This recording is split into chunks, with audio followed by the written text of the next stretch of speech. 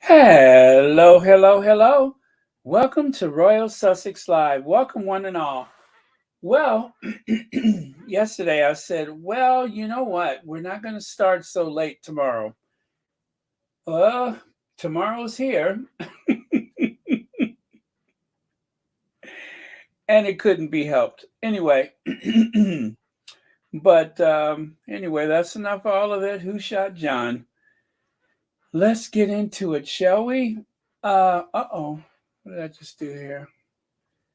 I got a feeling that a few of my slides may be out of order and some of them may be unnecessary, but I will fake it so I can make it. We'll see how it goes. Let me see who's here first. That's always interesting to find out who was here first. On a Friday night or Saturday morning. Oh, you guys, I have so much work to do around this house, and I'm just like so far behind. Um,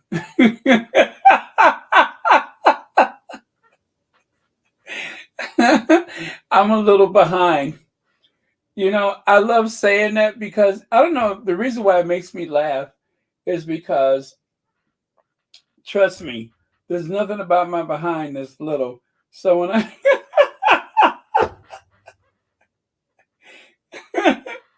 why is that so funny to me? I'm a little behind.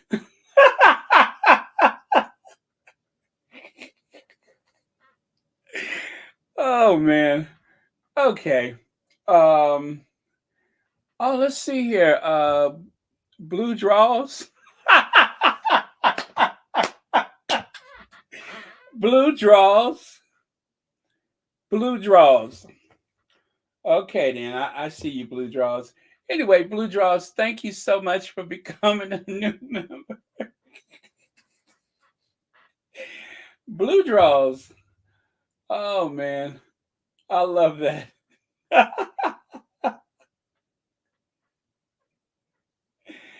Oh, no relation to Lou Rawls, right? Looks like I'm gonna lose this membership, but that's funny. Blue Draws. Oh Lord. Anyway, what a way to start off, right? Blue Draws. We're gonna have to talk about that. Let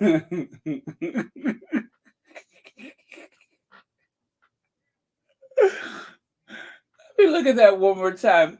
Are you sure that's what that says? Let me see. Yep, blue draws.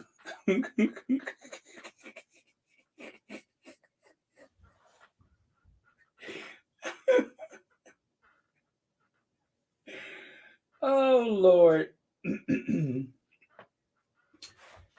I don't usually ask this, but how'd you come up with that name? I'm just asking for a friend. Blue draws. Mm. Remember that song, Meet Me with Your Black Draws On? Meet me with your black draws on. Ba-da-da-da-ba. Baby, meet me with your black draws on.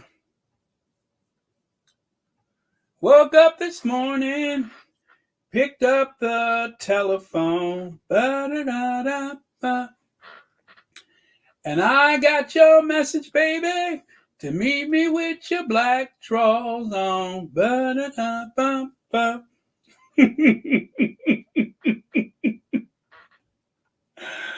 Oh man. Well, I can see how things are going to go so far, but yeah, I am stalling. I'm doing something right now. But come in, say hello to everyone, and while you're at it, meet me with your black drawers on. That was a good song. The only other song that I think was as wacky as that is, "Hey baby, I'm the telephone man." Do you all remember that song, "Telephone Man"? It was full of double entendres, right? Hey baby, I'm the telephone man. And of course, back in those days, that's when you had like the desktop phone, the wall mounted phone, and all the, a telephone, a good old fashioned My Bell telephone. And and then of course he says, "Hey baby, I'm the telephone man. I can put it in the kitchen. I can put it where I can. I can hang it in the bathroom. I can hang it on the anyway." That's the that song was called "The Telephone Man." Oh wow! And no, I have not had any party favors. Let's see. Rohini says, however, I am partial to light colored frilly.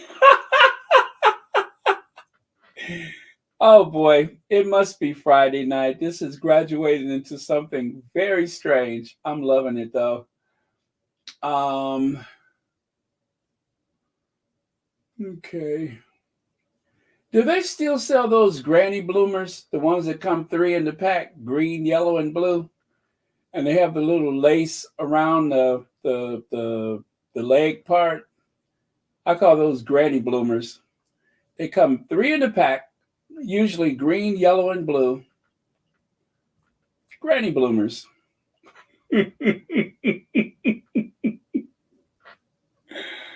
Oh wow.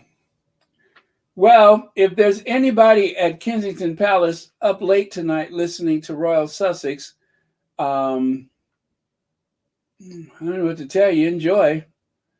Enjoy. It doesn't get much better than this. Full of colorful colloquiums.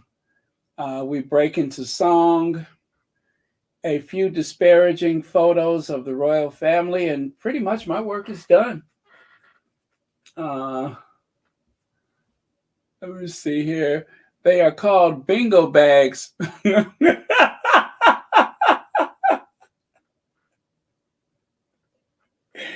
Bingo bags.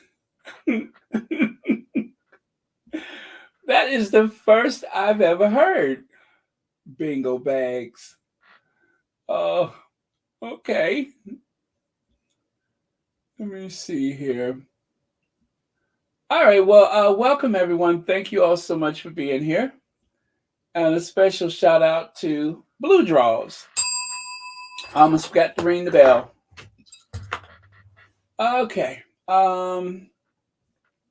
There we go. My slides are ready. Perfection. Perfection. Look at our Duchess looking just as beautiful. I like when Meghan wears her like after six makeup. It's still very subtle compared to some people, but I like that look for her. Okay, so happy Black History Month. As you know, in the UK, Black History Month is in October. Here in the States, Black History Month is every February, the shortest month of the year.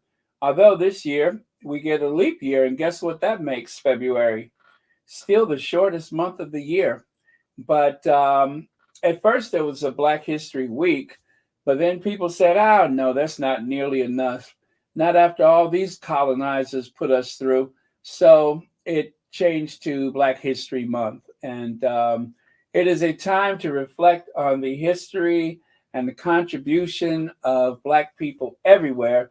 And in these United States, I tell you, Black people were not just the unpaid labor, the brutalized unpaid labor. Black people have contributed so much to this country, especially in arts and science. And the biggest gift that I think that we've ever given the world is jazz. Music today wouldn't be what it is if it wasn't for jazz. Jazz and blues. Uh, Jazz and blues are so closely related. Sometimes it might even be hard to tell the difference, but still, if there's anything that I am intensely proud of when it comes to the contribution that Black people have made in this world, music has got to be the number one in my book. But yeah, so we'll talk more about the contribution of Africans and African Americans for the rest of this month, of course. What's that? Patricia Jones Blessman says reading Black AF History by Michael Harriot. It is a riot. Okay. Now AF, is that Air Force, Black Air Force history? I'm being sarcastic, of course. But okay. I'll have to look into that. All right, so let us continue, shall we? Again, it's Black History Month. And of course, no Black History Month is Black History Month if the British royal family are not doing their share of condescending acts of what do you call it? Unconscious bias, dog whistles, and the occasional passive aggressive behavior. Or sometimes they just dress up for the occasion, right? Sometimes they go and find their kente cloth or some beads, or they wrap their heads or whatever. They just don't want to feel left out. You know what I mean? So I think as Willie and Kitty attempt to conquer America, to steal America away from Harry and Meghan. Oh my goodness, they're so close. I'm afraid. It keeps me up at night. They're so close to overtaking the Sussexes here in these United States. But somehow I'm just going to have to try to soldier on and pretend they're not a factor. But they're wearing me down, you guys. They're wearing me down. There's something about Willie and Kitty. I just can't get enough of them. And who knows if you ever see a crowd of natives carrying them along, because you know that's how they travel sometimes. I might be one of them. You never know. But anyway, happy Black History Month from Willie and Kitty. And of course, let us not forget our auntie Afro Annie. Afro Annie turning the corner with a hair pick in her hand. Not an unusual sight. Afro Annie wishes you all a very happy Black History Month. Yeah, right on. Right on. Show enough. Happy Black History Month, Afro Annie. Right on.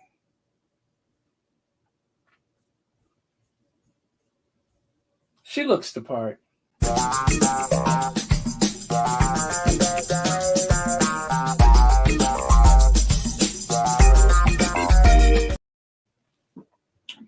Right on.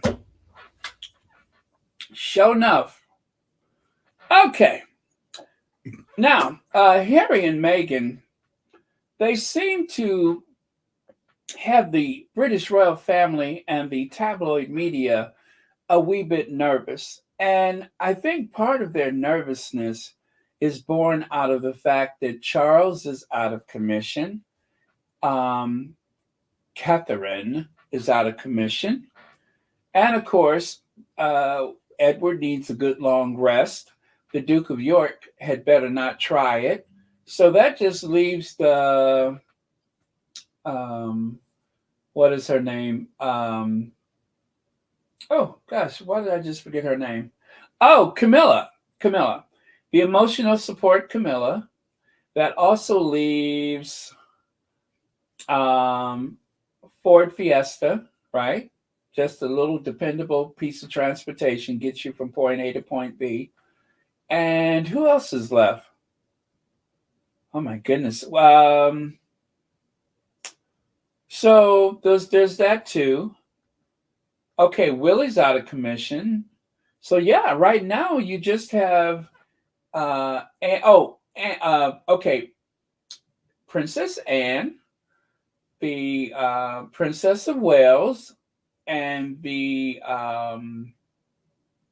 Queen Consort. So you have those three, right? I guess they're supposed to be the new Charlie's Angels. I don't know, but that's all you have right now. And so I think they're in a panic. I think it bothers them because Meghan teased at the idea that there was going to be a rollout for the 2024 season, right? Usually is Sussex September and the occasional sighting and such here and there. But this promises to be a record year for them because um, I believe if it's the, I don't know what their contract says. I don't know if anybody knows for sure, but they say that Harry and Meghan will renegotiate their contract, or they will sign a new contract, if you will, uh, in 2025. So they have another year of Netflix. Nobody knows how much their deal is worth. There has only been speculation. Nobody knows how much they have made so far or what the incentives are. And then I'm hearing people say that Harry may have made a huge amount of money for the spare. I mean, way more. I've heard as high as $50 million. I've heard as high as $50 million. I don't know, but people are saying that he's set, that they're set, that they have that and some other things. And of course, Meghan's business venture into the coffee uh, brand known as Clever Blends, that is a big deal because they have just gone to Target. They are in over 500 Target stores, right? And there are people out there that are looking for alternatives to coffee. And apparently, Target took notice of Clever Blend and they decided to make a deal. So, how do I put this? Just imagine that you own a beverage drink mix company, a non what do you call it, non dairy coffee latte company, and you have 500 stores all of a sudden, right? So let's do the math on that. If you do about $3,000 business a day, after a year, that's about $1 million, right? So I'm not saying that every store is going to sell $3,000 a day or whatever, but anyway, when you multiply that, oh my goodness, that is going to be a lot of money. Not to mention the mail order. People will see it in the store, and then they're also going to do mail order. They're going to order it for friends and family and such. So it's huge. Now I don't know what kind of cut our Duchess gets from that, but y'all know she ain't no fool. She is a bit business savvy. She's an entrepreneur, and she's no stranger to that. Not to mention that she has, you know, good representation. She has friends in that are, also like-minded, well-informed, and rich people. So, yeah, the Sussexes are doing incredible. But I just want to prepare you guys because the tabloids are going to really lose their noodles in the next few months because the Sussexes are out. They're doing things, and they're going to have a very busy year. And you have half of the working royals out of commission. So I just think they're going to get very desperate and they're going to go to new heights of negativity or new lows, depending on how you look at it. And I just say, listen, if you have to respond, do not make it personal, right? What do I always say? Do not make it personal and don't threaten anybody. But yes, on social media, sometimes we have the need to let off steam, but try not to make it personal and don't threaten anybody. You know what I'm saying? Keep it cute. Keep it cute. Um, Use your indoor voice, figuratively speaking, and leave people's mama out of it. Okay? And you'll be okay.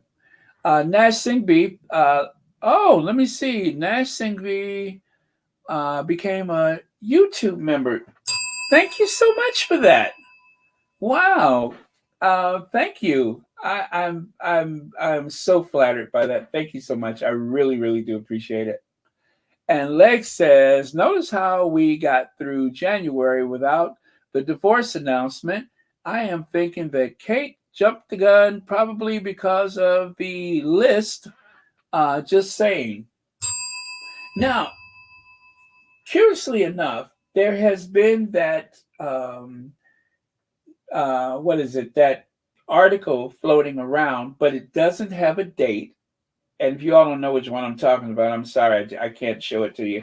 But it insinuates certain things about the company that our Princess of Wales has kept in the past, and that connection, that entanglement, may have included a different member of the British royal family. I tried to find the actual story. I cannot find it. I don't know that that was ever a story. We have to be very, very careful with those. You know, verify before you forward something or before you um, share it, before you put it on your timeline. Make sure you verify it. I'm not saying that it's not true. I'm not saying that it's not true. But that is what the speculation has been, is that some people that we wouldn't be surprised was mentioned on the list because but it is rather interesting that since that list has come out, it seems to coincide, by the way, thank you so much, Legs, with the disappearance, with the vanishing of the Princess of Wales. Huh. What a coincidence, right? Or as they say, what a coinky dink. What a coincidence. The list comes out and the Princess of Wales disappears. And now they are upset. The royal family is supposedly upset because people have been speculating about it. But what did I say? If you don't tell us what's actually going on, then you leave yourself wide open for speculation. It's not so hard to believe that there was a surgery. To be fair, it's not impossible that there had been a surgery. But the way the royal family has gone about picking and choosing what information is shared, like we get to hear about Charles and his procedure, right? And that it's non cancerous. But then when it comes to someone who's younger and should supposedly be more fit, all we get is, well, there was a planned or scheduled whatever abdominal surgery. Won't tell you what it was, but we'll just tell you that it's non-cancerous. And we're not going to show anybody coming and going from the hospital except William that one time because we told the press that they shouldn't hang out. And of course, the obedient British tabloid media listened to every word they said or else, right? Nobody, even I would say even the foreign European press, nobody seems to have been able to verify anybody coming and going for her except for William and Charles supposedly going to her bedside. But why is it? Why is it that William, who would move heaven and earth, bend heaven and earth, didn't even pick her up from the hospital? The assistant was seen motoring away from the hospital. It's all very, very strange. So, if this is their idea of protecting Kate's privacy, all they have done is open things up for more questions. And, you know, because we are free thinking people are going to say what's on their minds. Like, I don't believe it, or this is strange, or or since when? Nash says, Baron, I've been a member for a long time. I thought so. I changed my debit card and forgot to update my payment on YouTube. So my payment to your channel failed. I just updated my payment method. Well, thank you so much, Nash. And I thought you were already a member. I just didn't say anything, but I I was sure that you were already. So, but yeah, thank you for telling us that, and I appreciate it. And thank you again for being a member, and thank you for supporting Royal Sussex. And happy Friday, early Saturday morning for you. Okay. Ruth Lopez, I can't figure out why no paps are stalking the Middletons to find where Kate is. This level of cover up is just so weird, right? And remember yesterday was the day before yesterday, when I was looking at those images of Windsor Castle and I thought I saw some dark haired woman waving a white handkerchief. Remember? Remember? Uh,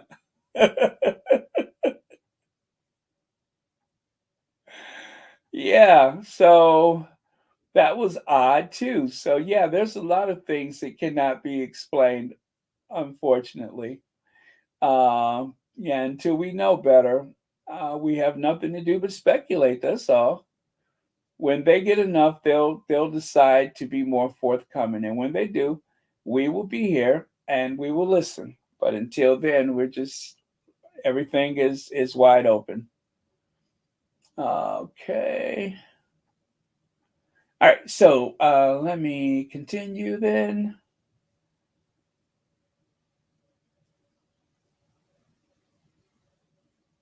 Yeah. Right. Hot candy mail. Uh-huh. Hi, Candy Mel says, I live in the UK and I am so glad Harry and Meghan are having Fleet Street and the Royal Rodents in a tizwaz over the simple fact that they are happy, in love, living life, and thriving. Yes. You get a bell for that. Thank you very much. Okay. Um, can I call you hot or just well, okay? Anyway, hot candy mail.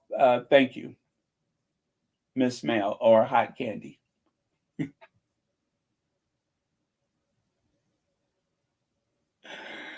Uh, Carol, thank you so much for the super sticker, and thank you for being here tonight.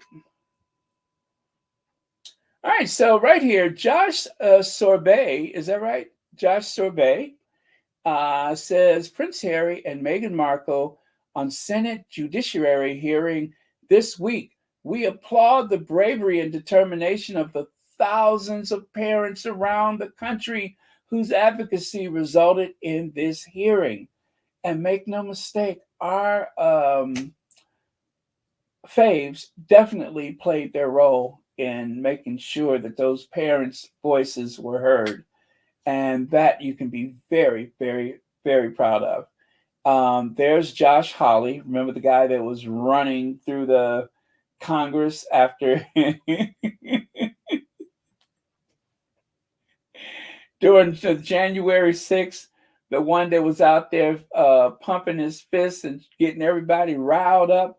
And then as soon as the those lunatics ran inside of the Congress, you could see him running back and forth in the hallway. God, that was funny. If you haven't seen that video, I'm telling you, it is a scream. Gosh, that was funny. But yeah, he was the main one talking all that stuff about the election and everything. But when the going got tough, he made a run for it.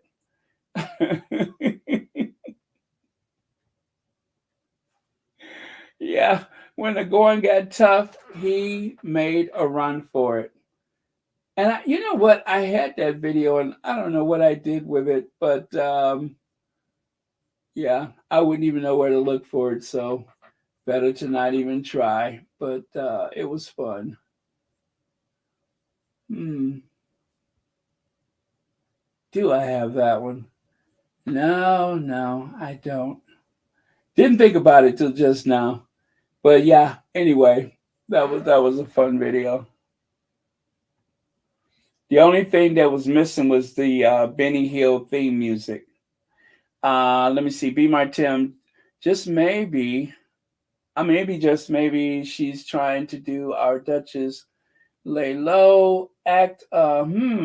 But if she shows up looking like J Lo, I got questions. Oh, you think it's gonna be what is it? Is it a BBL? A BBL and some other things, but yeah, hmm, that is sort of, would they have the nerves to bring to roll her out there looking very different, drastically different. The tabloid media is going to participate in gaslighting people to believe that nothing is different. But yeah, and if she was sick with something, and that's why she was looking the way she did, and she does gain some weight or whatever, that would definitely change her appearance. So um, if she was sick for months, like some people were saying before she went into the hospital, then maybe she will look a little different. And I hope she's healthy and well and back with her kids. And I wish her the best. Or should I say, I wish her the same type of things that she was wishing for Meghan. So, yeah, that I think that's fair. But thank you so much, B. Martin. Would they have the nerves to do something like that? So, yesterday, not yesterday, but the other day, um, Zuckerberg Zuckerberg actually stood up and faced the parents and made an apology. He literally stood up and faced the parents and made an apology. Josh Hawley put him on the spot and asked him, "Don't you think you should apologize to them? Would you like to apologize to them?" And wow, that was a very dramatic moment when it happened. But he did stand up and apologize. Um, and yeah, it was one of those moments that was very unexpected.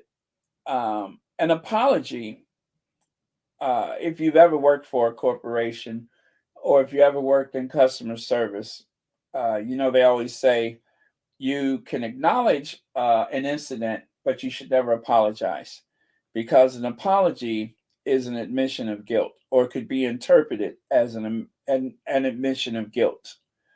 And so, by him doing that, some people may assume that that was an admission of guilt. But leaving out all of that, let's just say that if his admission or apology or whatever you call it gives any comfort to those parents, then that's worth more than money. That's worth more than a compensation or something like that because he's a parent himself, but he has his shareholders to answer to. And that's a huge problem when a publicly traded company has those shareholders. People's sometimes people their morality almost vanishes when it comes to making money. They don't really care who's paying the ultimate price, long as they make their money. Not saying that that's his case, but I'm just saying that is how these things work sometimes, and it's really too bad for the consumer or the customer when people put money first and live second. So again, not to single out Mark Zuckerberg because it wouldn't be fair considering he was one of 6 people, CEOs that spoke. And I'll leave it to the Congress to put that kind of judgment, because I don't think I have a sufficient amount of information to say what he's done for or against the bullying and stuff on the internet. So I really haven't looked that far into it. So I don't want to condemn him and not have all the information, but it's not looking good for him. Now I'm going to let you listen to that courtroom scene. In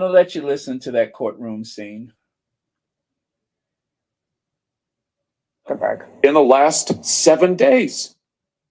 Now, I know you're familiar with these stats because he sent you an email where he lined it all out. I mean, we've got a copy of it right here. My question is, who did you fire for this? Who got fired because of that?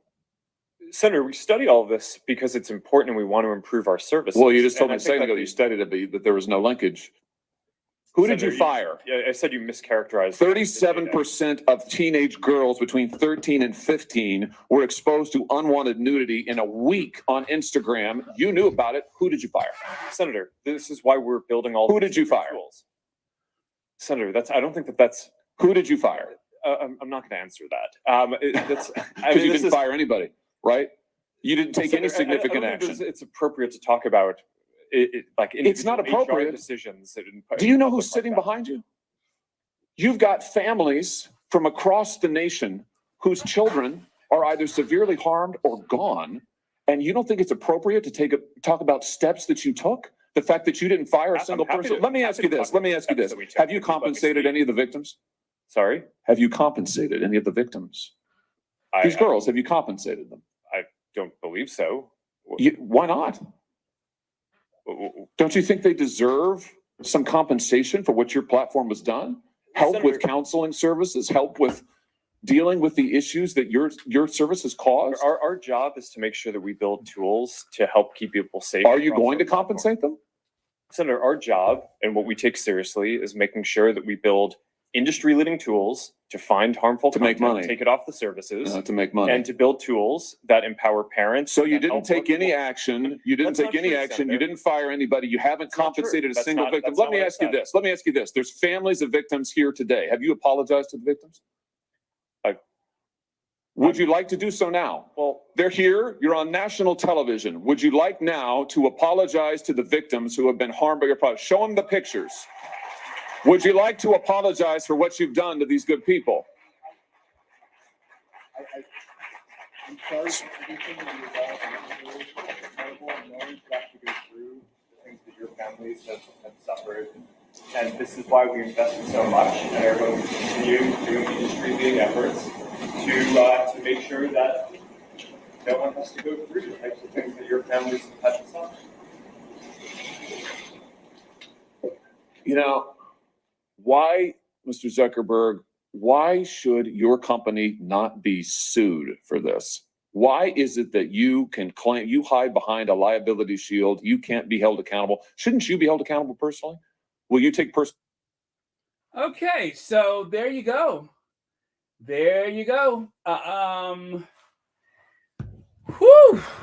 Whew. So let me tell you, when I saw this photo from the Archwell website, I didn't realize that this was the Congress. You know, there was that layer of, it was like, it was tinted, and then it had the, what do you call it? Well, anyway, you couldn't see it directly. It had like a film over it, and they had the graphics on top of that. So I didn't realize that this photo was from the congressional hearing. And I do recognize the gentleman there on the right and the lady with the blonde hair on the left. I do recognize them from that meeting that they had at the Hudson Yard. But otherwise, I didn't realize that was in the Congress. because the photo is cropped so tight. But when you look at it like this, then, well, now you can see exactly what was going on. Unfortunately, what he said was not on a microphone. He had turned away from the microphone, so you couldn't hear it clearly. But if you saw the video, you would see that the photographers that are usually crouched on the floor in between the Congress or the Senate, the senators, I think, between the senators and the rest of the crowd there and the people that are testifying, photographers are usually down low. They are on their knees or squatting or whatever.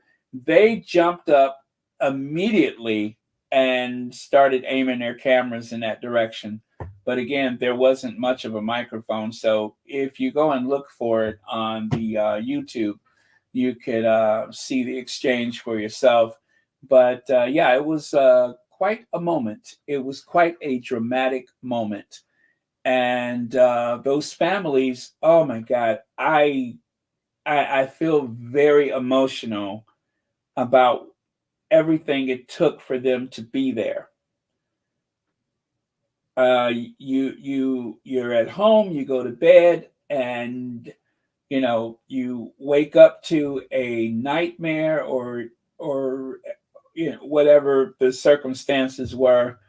And from that point forward, those people have been fighting not just for their families, but for everyone's family. And they really, really deserve people's respect and gratitude for what they're sacrificing to be in those spaces. It is a huge sacrifice. And the event at the Hudson Yard, you could just see people's faces, the distress and such, but also you have to be glad that they did have that community and that a lot of those people had only ever met on Zoom calls. That was the first time that some of them had been in the same, if not all of them, had been in the same room together. So cheers to the Sussexes for participating with this, because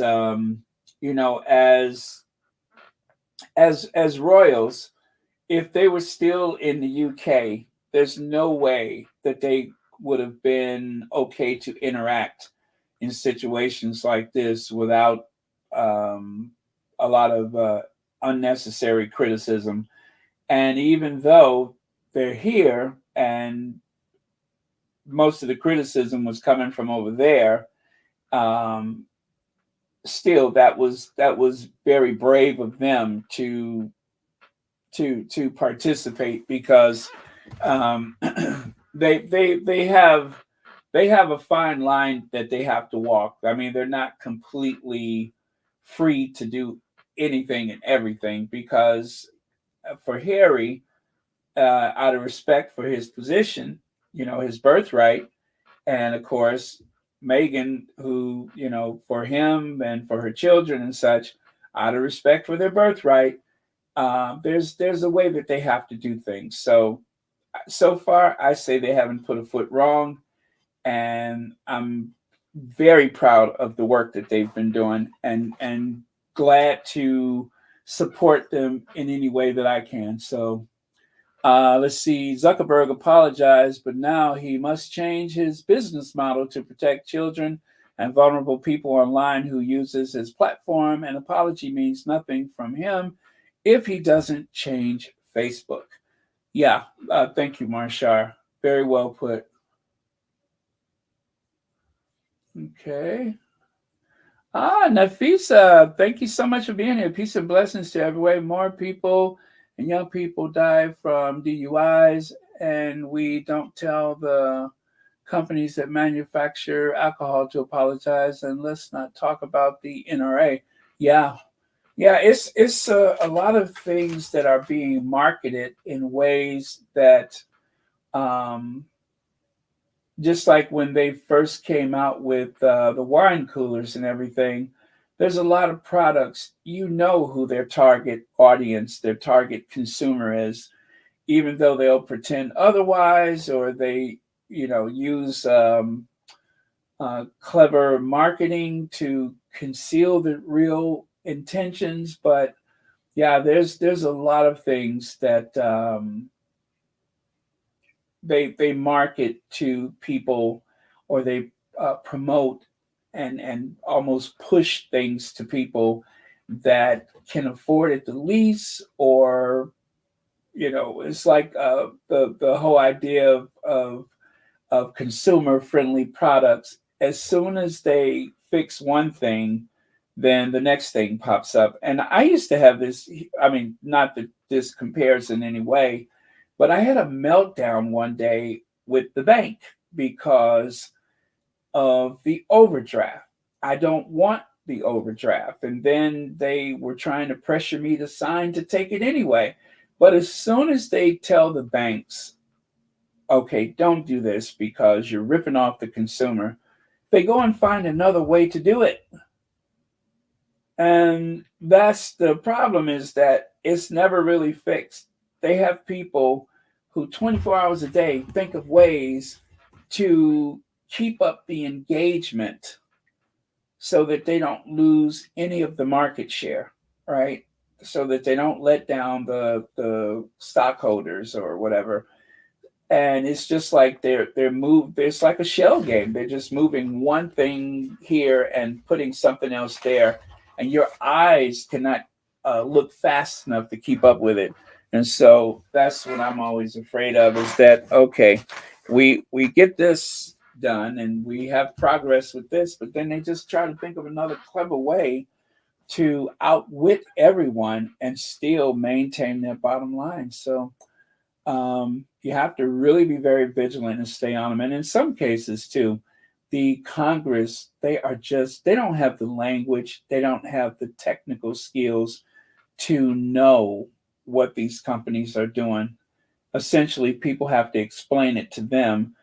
But Josh Hawley, he's a younger guy. He knows what's up. He's grown up with well, not grown up, but he's most of his life probably there has been this technology. So I think he knows better than most. So he was the right one to confront them.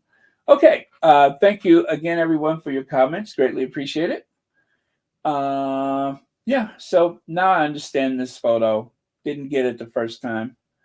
And then Democrats nominate Chef Jose Andreas World Central Kitchen for the Nobel Peace Prize. Yes, the Nobel Peace Prize. Let's see. Hey, Royal Sussex and Squatties, on sale, so can't tag anyone individually. Well, thank you, VS Royal. I just put that up there so everybody will know. But thank you so much for being here. Greatly appreciate it. But yeah, so Chef Andreas, the man is a saint. And yes, he deserves all the flowers he can get. He is definitely doing the Lord's work. He goes places and he has literally put his life at risk to feed people. And what more generous, thoughtful, considerate, kind act anyone do that would ever top feeding people that are in hunger, right? Not just people, but masses, tens of thousands of people that otherwise would suffer malnutrition in some cases, and then enters Chef Andreas. So that's incredible, and he deserves it. So I hope so. Okay. All right. So I just I put a pin in VS Speaks Royally. Don't forget, that is another Sussex-friendly space that you can go to when you need to get your Connie Balmer. Hey, Connie Balmer. Hey, Connie Balmer, thanks for being here. Okay. All right, so let me continue. I had a bunch of slides, so I better keep it moving here. So right here, Democrats nominate Chef Andreas World Central Kitchen for the Nobel Peace Prize. And of course, you could just say that it seems like everyone within the Sussex orbit seems to have that extra stardust. You know what I mean? They have that little extra, in a very good way, extra. Democrats nominate Chef Andreas and the World Central Kitchen for the Nobel Peace Prize just after House GOP lawmakers nominated former chump for the award. Oh my God, that's just awful. Anyway, Pelosi, McGovern, DeLauro, and nominated the celebrity chef and his not-for-profit government organization, NGO, in a letter addressed to the Norwegian Nobel Committee, citing his innovative model and his impact as a global phenomenon by providing more than 350 million dishes worldwide made by locals. And that is his formula. It's not that they just come in with bags of rice. They actually have locals make the food. And by doing that, they are actually being very sensitive to the dietary needs. So if you have a halal or kosher diet, then of course you're going to want someone local to make those meals. How thoughtful is that, right? Incredible. During many dark and difficult times, the impact of Chef Andreas and the World Central Kitchen has been extraordinary. The lawmakers wrote in a letter, all are in awe of how, during the pandemic, Chef Andreas quickly marshaled the effort to provide 40 million meals to feed the hungry across the world. They added, he also commended, they also commended him for helping to feed the National Guard soldiers in 2021 in the aftermath of the January 6th attack on the Capitol. How is NGO distributed hot meals and grocery kits in Kiev during the onset of the Russian-Ukraine war, and the aid the group offered to displaced Palestinians amid the ongoing war in the Middle East, also known as genocide. Andreas is a Washington, D.C. based restaurateur whose disaster relief fund gives out meals during natural disasters, namely starting off right after the devastating earthquake that hit Haiti in 2010. Well-known chef who operates 2 Michelin star restaurants as well as several Bib Gourmand, has built his NGO into an organization that topped $500 million in annual revenue. Oh, by the way, Sussex Squad, you all are part of that. I believe that quite a few people in the Sussex Squad contributed to the World Central Kitchen. So pat yourselves on the back for that. The Sussex Squad has been very, very generous. So here's a little applause.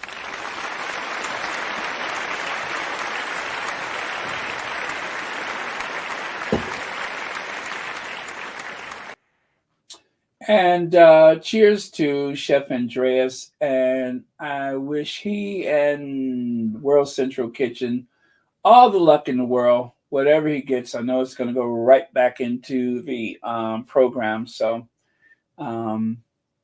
very, very good. I'm very happy about that. Now, Netflix teased more projects in the works from Meghan Markle and Prince Harry.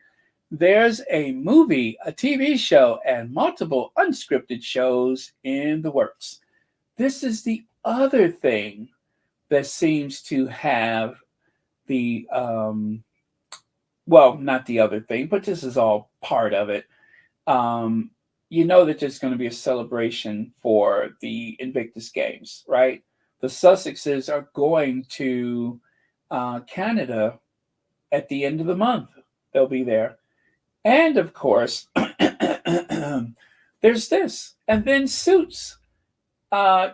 Suits is going through quite the renaissance. And because of that, even though we know Meghan is not likely to ever appear on any Suits or Suits franchise or Suits universe or whatever program, the thing is, if it wasn't for Meghan, Suits would probably still be doing very well. But that extra that it has is because of Meghan. And more and more people are watching Suits, and more people are rethinking the nasty seeds that have been planted by the tabloid media, where they are supposed to have contempt for someone that they never met over these allegations and accusations from the tabloid media and the leaks and briefing from the British royal family. So it's a win-win for everybody,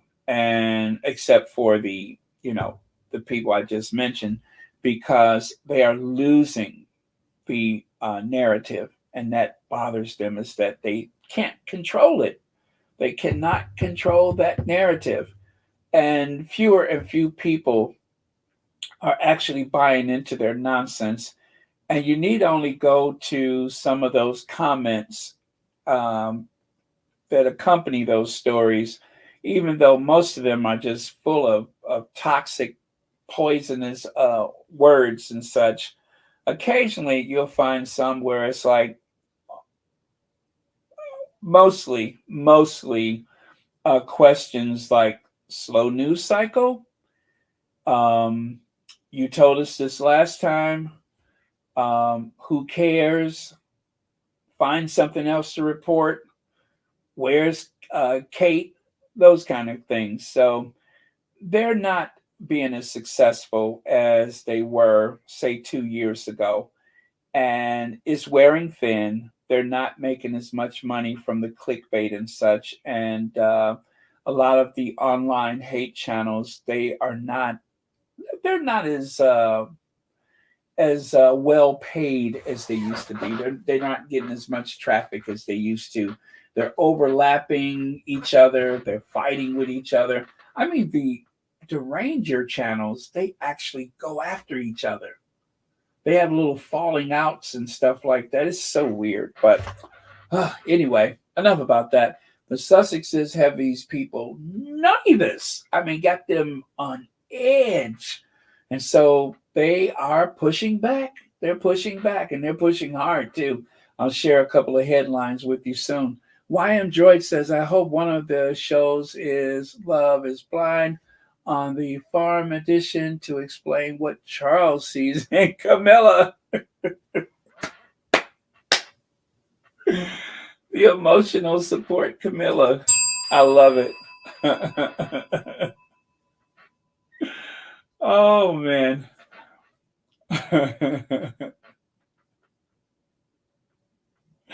Love is Blind Farm Edition. Oh, I love it. Thank you so much for that. Oh, there we go. Sorry about that. Love is Blind Farm Edition. Raffaella Bertoni, Bonacera, thank you so much for the super sticker, and thank you for being here tonight. Oh, by the way, his name is Bella. Gosh, what is his name? Bella something. Do you guys know that Afua? You know that lady with the really big hair, the one that was co-signing with that Meghan's running for Senate thing? Do you know that she is so uninformed? What is her name, you guys? She is so uninformed that she thought that this guy was a woman. She was on one of those shows, and I heard her saying, well, you know, she this and she that. And I'm just like, dum-dum, that's the guy. It's not Bella, BLLA. Oh, it was so bizarre. You know, she's obviously just sitting there taking the money, and they're not even paying those people that much for those appearances. in the UK. Oh, you saw that too? You saw that too? Wasn't it like bizarre? I'm just like, you don't even know who you're talking about. You don't know what you're talking about. How are you? I mean, why are you?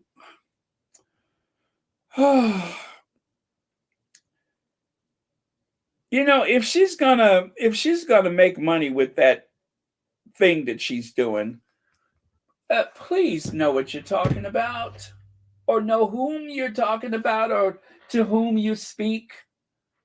That was weird. I'm just like, girl, you're supposed to, you know, if you, and she's I think she's reading from a cue card. She's reading from a cue card, and she didn't even get it right. Oh man. Anyway, that was strange. Let me see. What is this guy's name? I don't remember what his last name. I forget what his last name is, but let me see here. Was that from yesterday? Was that yesterday? Oh well. Never mind. But yeah, that was bizarre. That was very bizarre. She's sitting up there supposed to be an expert. And she's a journalist. I am too. If she's a journalist, I am too. If she's a brain surgeon, I am too. I couldn't do any worse. I definitely couldn't do any worse. Oh my goodness. Oh well. I was trying to find what his name is. I have it on one of the slides from the other day, but I don't see it. So I'm going to just move on. But yeah. Oh, thank you so much. Love Wins Movement. Bella Bajara. That's it. Bella Bajara. Chief Content Officer at Netflix, is an Indian American woman, not a guy. Oh, okay. Okay.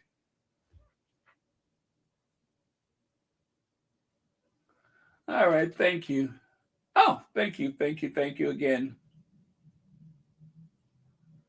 All right. Moving on. Moving on. So check this out, you guys. One of my favorite ways to start and end each day, Meghan, Duchess of Sussex.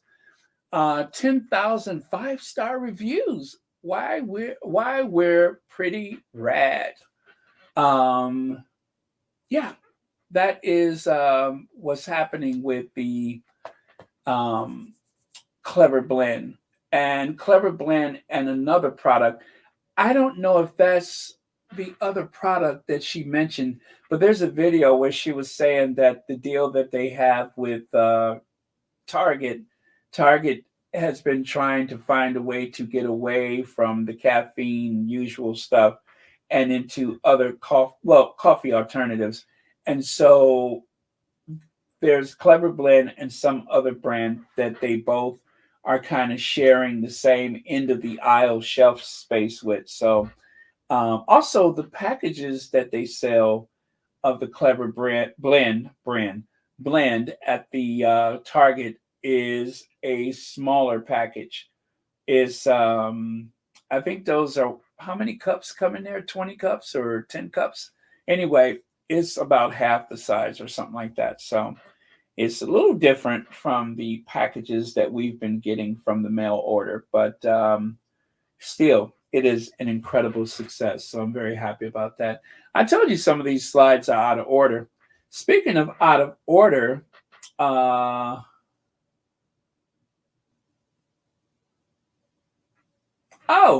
wait a minute. That guy from Netflix is Ted Sarandos.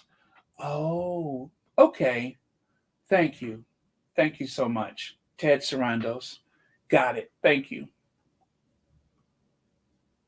Okay. So, Camilla. Camilla is grinning and cheesing. And let me tell you something else. Camilla does not do this much work. Camilla is working like Kate was working before 2023. And what I mean by that is that William and Kate worked more in 2023 than I have ever seen them work since Meghan arrived in 2017. Or, yeah, that's when they had the interview. Yeah, 2017. I have not seen the Cambridges, now the Waleses, work that much. And remember, you guys, I kept saying that don't worry about it. This is going to pass. In a couple months, we're not going to see them for a while. Okay, I was off by a year. But I knew at a certain point that they were going to crash because the intensity that they were working, not nearly what a typical common laborer is doing in a 40-hour work week, but still, it was a lot for them. I knew that that was unsustainable. There are people that believe that maybe there was a surgery involved, but the fact that they're taking off for this extended period of time is so that they can do a reset, so that they could plan and strategize and all that kind of stuff to figure out how are we going to maintain this intense exposure, this intense work schedule that we're pursuing. How can we keep this up? The pressure of Kate trying to be Meghan, the pressure of William trying to be Harry seems to have worn them down. It seems like it was really wearing them down. Every time the Sussexes were out or doing something, it seemed like they had to respond in kind. In some kind of way, they had to respond. And that took a lot of last minute planning because they don't know what the Sussexes is doing next. I'm actually surprised that they announced that they're going to Canada at the end of the month. I'm surprised because they don't usually do that. They usually just kind of just show up. And people that need to know, they know. And people that don't need to know, they have the pleasure of being surprised, right? Because as we all know, in Montecito, there are no leaks in Montecito. So they never know. And so everything has been this mad dash to respond. I'm trying to think of that one occasion when the Sussexes did something, and then the very next day, almost dressed identical, there was Kate. Like when Meghan wore the white to the Hudson Yard, Kate wore that sweater dress. She wasn't trying to look identical. She wasn't baring her shoulders or anything, but it was an outfit that she would normally, that she would have never worn, but for trying to upstage Meghan. The white suits, like when Meghan was on her way to the Invictus Games, Kate was at that game in Paris or whatever in France, and she wore white just to make sure she wore it the day before Meghan. But then Meghan was actually later going to the Invictus Games. So there's been a lot of that, and I can't help but think that that has worn them down, especially Kate. She's been taking it the hardest because she is trying to step outside of her safety zone, her safe space, to be Meghan. And public speaking, she's terrified of public speaking, and yet they push her out there. Connie Balmer, thank you so much for the super sticker, and thank you for being a member of Royal Sussex. And again, thank you so much for my my year's supply of Ricola. Thank you very much. And B. Martin says, Baron, so they bring out the best in show. Nah, nah.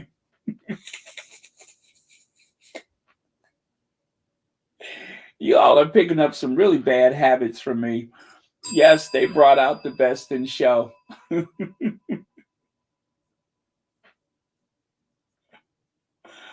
Or as I like to say, the reason why the queen was carrying sugar cubes in that black purse.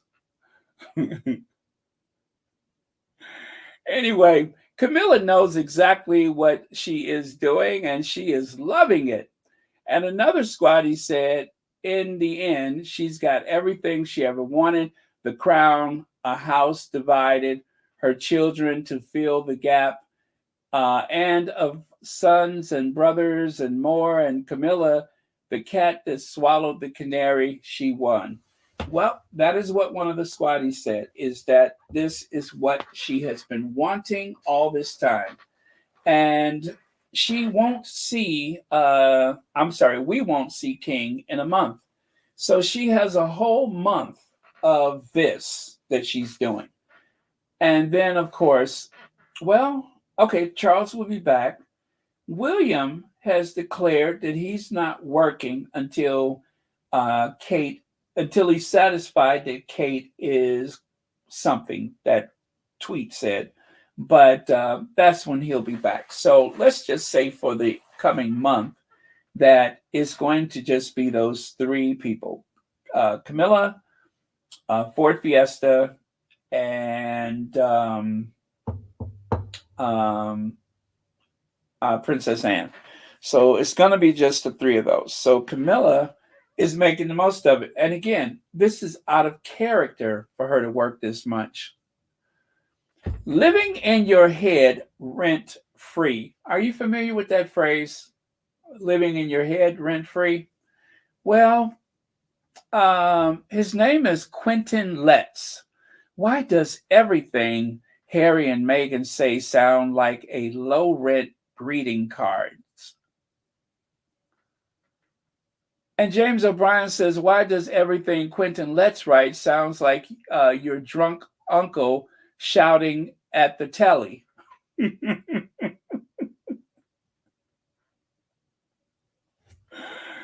Why does everything he writes sound like your drunk uncle yelling at the telly? And that's exactly what it is. This, I've never heard of this Quentin Letts, but from what I could see, he's been at it for a while. And the fact that this is front page, is that front page? No, it's not front page, but the fact that is, that he wrote it in the first place is an indication that it is all hands on deck. They are going to do as much of this attacking as they possibly can to try to shout down every success that the Sussexes have coming. I don't know who's listening to them. Remember, this orbit, this space that the tabloid media inhabits is much smaller than the influence that the Sussexes have, as evident by the fact that in spite of everything that they've thrown at them, whenever they go somewhere, whenever their names are brought up, there's still a bunch of excitement. There's always excitement. Let Willie and Kitty and Chucky and Gladys have the UK. Let them have that. We'll handle our business over here. This is their home, not over there. That is a place that they may visit someday, but essentially everything that they need is here. Their home, their family, most of their business interests is all here. So they don't really need to go over there and have people attempting to humiliate them or worse. They could just stay here and do what they need to do. Joanna Hong, let's see. Camilla looking happier than I ever wonder why. Looking happier than ever wonder why. That's because everything's going her way. Everything, thank you for the super chat. Everything is going her way. Everything is going her way. She has it all figured out. She has been a step ahead of everyone. This has been what, some 30 years or 40 years in the making. But well, there are some people that have been on their jobs for 40 years, but everything's going her way right now. And she's even got financial things figured out for her kids. Charles is going to tie the knot so tight on whatever they inherit from the two of them that it cannot be undone. I'm sure of that. So her family is set for life, or their family is set for life, whichever you want to call it. They're set for life. Yeah, essentially, she's gotten everything that she wants. And as one of the squatties said, that the coronation was like the big wedding that she never had. That was the big society wedding that she never had. So unless she's struck with some big debilitating situation, for now, it just seems like her side of things, pretty much it has gone her way. And that's why she seems to have this extra boost of energy as of late. It's because she's been busy behind the scenes, pulling the strings and such. Let me see. The more they hate Meghan and Harry, the less people like the royals. Yeah, that's true, Bunny Rose. That is so true. It's working opposite. They don't know when to quit. You know what I mean? They think that if they shout the loudest or shout most often, but what happens is they have desensitized people to the message. They have totally desensitized it. People have become immune to it.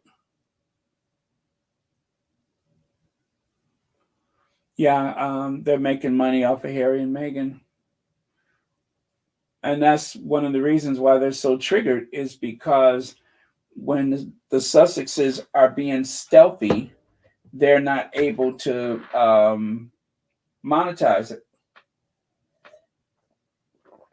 They don't get a chance to speculate. You know, they're answering to the things that the Sussexes are doing, right? Instead of having, like with the Living Legends of Aviation, they attacked all the way up into the date. And they had all of this stuff prepared to go after Meghan with, and then she didn't show up. Now, you know they were pissed. But anyway, I made that graphic today for rent, living rent-free in his head. And right here, so Quentin Letts, florid, bano, psychobabble, reeking of opportunism. Isn't that a what do you call it? Isn't that the pot calling the kettle black? Opportunism. Harry and Meghan are riding other people's grief like trams. Isn't that exactly what the British tabloid media has been doing? Weaponizing the Queen's name and going after a baby, making it seem like the Queen was more upset over that than everything else that ever happened in life, right? They use sorrow and pity of the Queen, of Philip, and their old age, and now the heartbroken dad, Charles, or the dutiful Willie that just wants to do a good job, but Harry and Meghan won't let them. They are the ones that are doing that. They are the ones that have to try to make it seem like everyone is injured and heartbroken at all times. And that the Sussexes is, I've even, what was that one article that said that they were twisting the knife in the Queen's back or something like that. They are the ones that are opportunists. They are the opportunists, and that's why they're so upset. But if this article does not tell you how shall we say, what's the word I'm looking for? How desperate they are. This is an act of desperation. This article is an act of desperation. And by doing that, they are drawing the attention away from Kate. They're drawing all the attention away from Kate. Kate, I don't even think she was mentioned today. I didn't see any place where she was mentioned. The only thing that they said was that the palace was mad about the thing about the coma, and that was from yesterday. I don't think they had anything to say about Kate. Kate is going to disappear for the next few months. She is going to not even exist. But what's going to be interesting is the fact that they will find nothing to mention about Kate for the next few months. Think about the few months that Meghan was on maternity leave, and it was 25, 30 articles a day from one paper, right? How do you have 30 articles in one day about a woman who's away on maternity leave, and you have nothing to say about the savior of the royal family, Kate? They have very little to say. They barely acknowledged her birthday, and that was before she supposedly went into the hospital, allegedly went into the hospital. They didn't mention anything. They are going to let Kate vanish. She's going to vanish for these next few months. I promise there's not going to be much said. The only thing that is going to make news is either somebody is going to blow the whistle about what really happened, or Kate's going to come back early. That's it. That's it. Otherwise, this is a nightmare for them if they don't have Kate to talk about. And, well, excuse me, if they don't have photos of Kate. That's what I should say. Because it wasn't much talk more than them celebrating her being able to put on a pretty dress, how her hair looks, the people that she sat around, the kids waving the flags and such. That was it. There was no substance there. There was really nothing to talk about. So they don't have new, fresh photos of Kate. How will they ever manage? Because I don't know how many people are going to get their kicks looking at this. I don't know who's, for lack of a better word, turned on. I don't know who's excited about this. I don't know. I don't think I've met that person. I wouldn't even say Charles was excited. But they don't have Kate's photos. What are they going to do for fresh photos of Kate Middleton? What are they going to do for that? B. Martin says, well, if a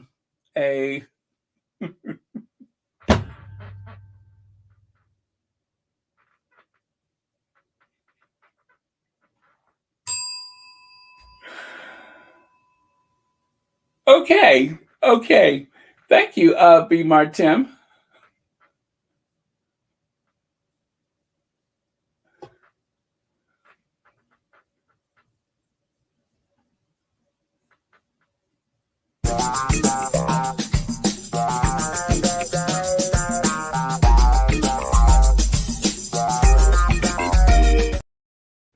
She said what she said.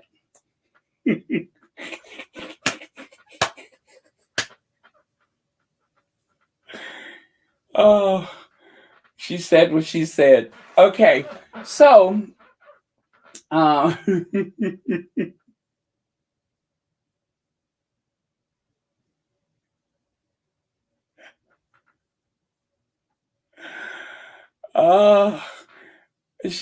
okay.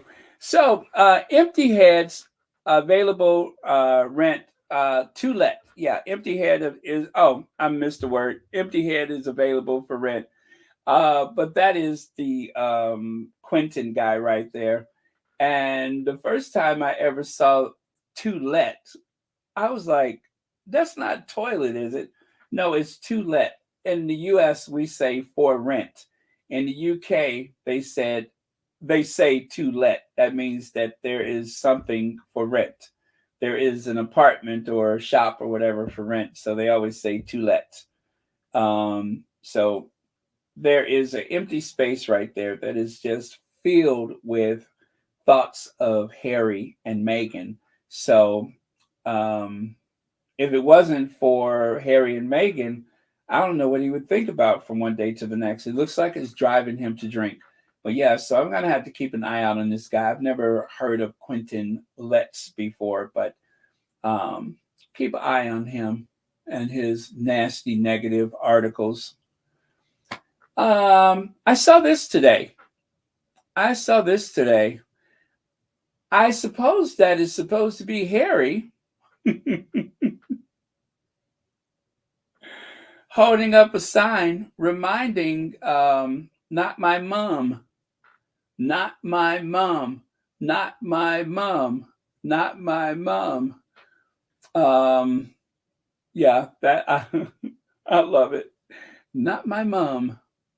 Just in case there's any confusion, not my mom.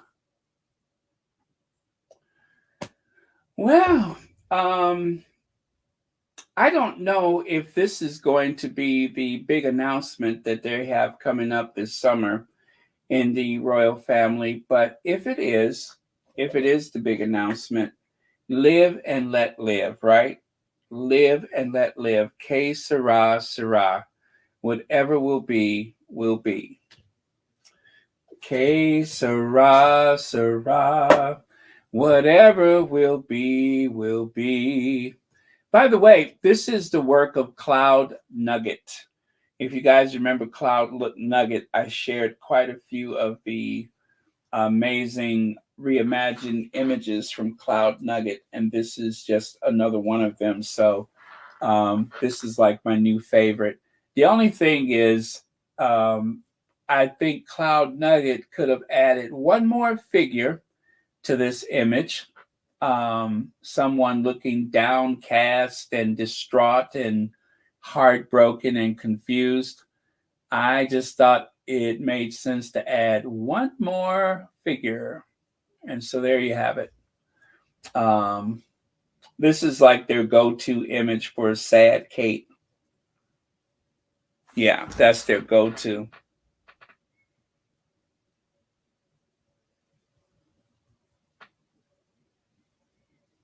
Oh, just got a new Patreon member.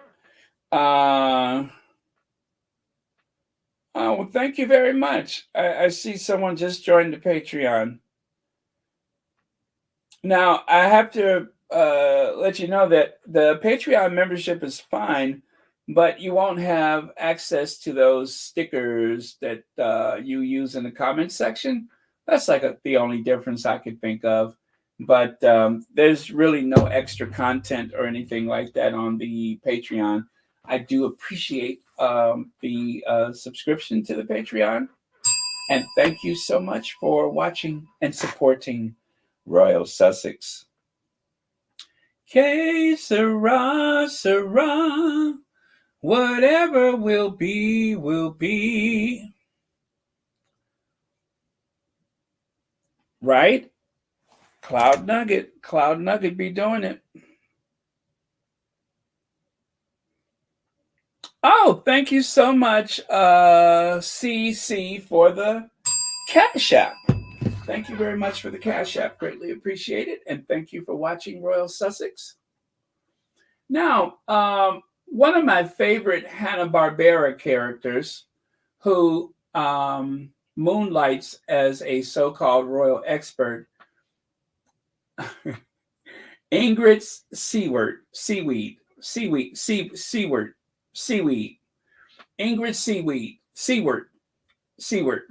Ingrid is a liar. And I can tell you why I feel so free to refer to her as a liar. I won't even throw alleged in there because she has demonstrated her ability to look you straight in the face and lie. Yes, she is my favorite Hanna-Barbera character come to life. And Hanna-Barbera, they had quite a few characters that resemble people, and this is just another one. Ingrid Seward, see right there, royal expert and author. Well, again, the desperation. let me pour a little tea for you. Do you guys remember when these two YouTube pranksters they actually offered money to these so-called royal experts, Richard Fitzwilliams, Dickie Arbiter, Vicky Arbiter, and Ingrid Seaweed, right? Well, they were to give a response to the Oprah Winfrey interview before it aired so that these pranksters could actually air their response like as soon as the Oprah Winfrey interview ended. So they even asked them their thoughts about Meghan's support of the, was it a donkey sanctuary? A donkey sanctuary. You would think they would have caught on, right? Uh-uh. They all sat up there and responded to the questions as though they had actually just finished watching the Oprah Winfrey interview, even though it didn't air until the next day. And according to Victoria Arbiter, she was paid the lofty sum of £300 for her work. She got upset because, what was it, ABC, NBC? No, it was CNN, right? Well, whichever network it was, she had this really cushy job with all kind of benefits working for the network. But after that aired, there were some people in the Sussex squad that reminded them that, you have a certain list of ethics that has been violated. Can't believe she's still working for the network. And they said, you know what? We can't believe it either. So they let her go. And I mean to tell you, it upset her. She couldn't eat. Her lashes fell out, and she already has that horrible high-pitched voice.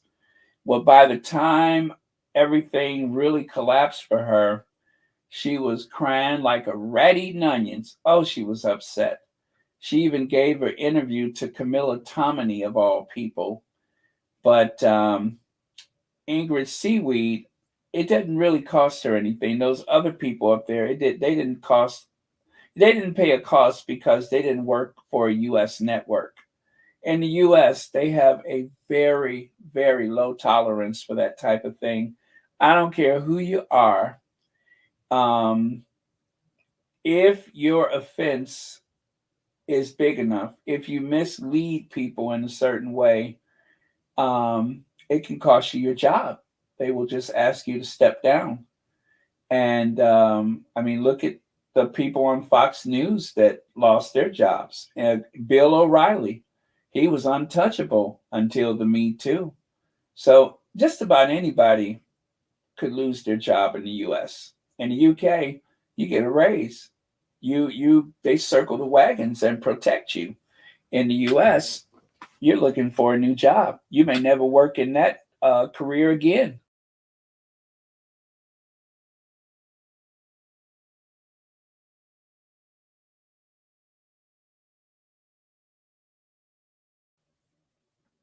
Sorry, I accidentally knocked myself out. But anyway, I recovered quickly, and that's all that matters. So there we go. I'll put that back up there.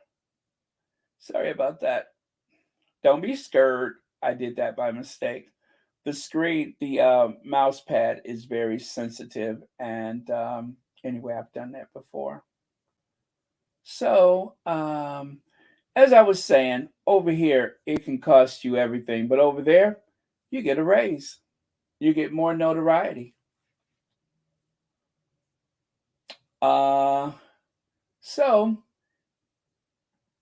a liar, a person who tells lies, has a reputation as a liar. And so all of these people have been branded liars because it is very clear that they lied about something. Now, they all have their excuses. Richard Fitzwilliams, we've heard nothing from him. Actually, the only one we've heard from was Victoria Arbiter. The other ones, they just kind of wrote it out. But as you can see, they're still working. They're still working. And I'm going to say this, though. I'm going to say this in Victoria Arbitra's defense. She was not the worst of the worst when it came to the Sussexes.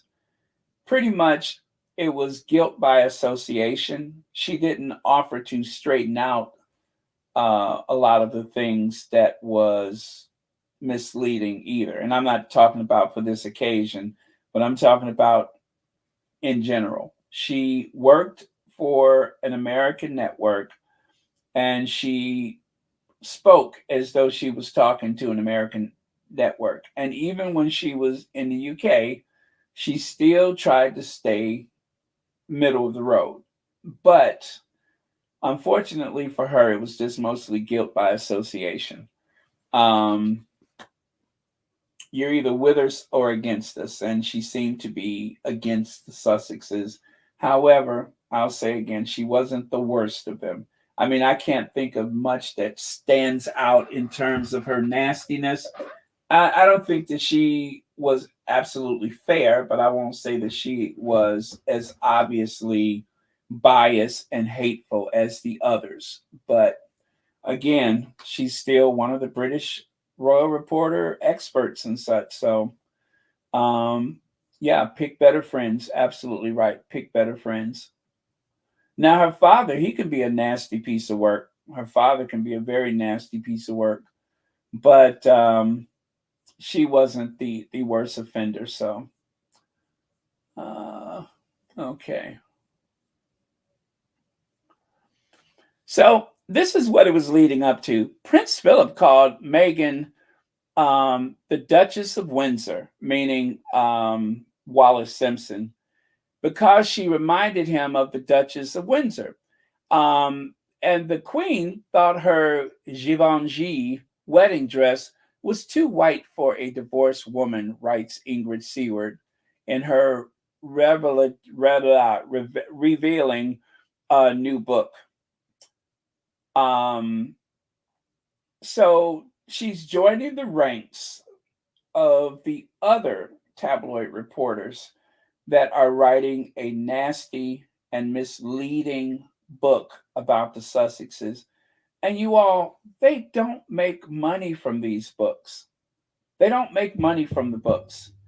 Whatever they're paid, and I do mean all of these royal reporters, Jobson, any of them, whatever they make is they're paid in advance. The advance they get from the book is like a wink and a smile type of thing. Like, you know what needs to be done. Sometimes I don't even think they get an advance. They just write the book. But what it does do for them is to solidify their support of the monarchy. It gives them the ability to call themselves royal experts and seem more credible and go on all these talk shows. It also affords them the ability to have their book promoted in other places, like, you know, on the talk shows, but they don't make a lot of money. They will do the rounds and talk about the Sussexes. It's not big profits, but it is part of the long-term tactic of the royal family to rewrite history. They are rewriting history. A lot of the accusations that they make, if any, about the royal family is vague and ambiguous. It's not really hard-hitting writing. It's just enough. Just like Peter Morgan with The Crown. Peter Morgan made The Crown in a way that was not terribly offensive to the Queen, not terribly offensive to Philip. In other words, he humanized those very robotic people and made them seem more lovable. He gave them excuses for certain behavior, like the flashback of how Philip grew up, the flashbacks of how Charles grew up.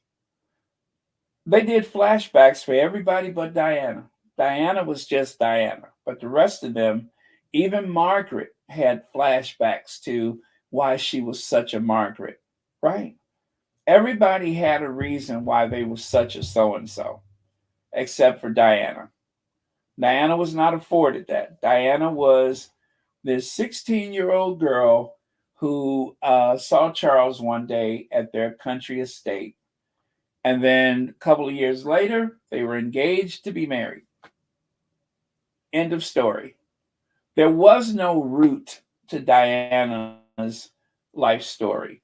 Diana just played the game that she played and she got what she had coming.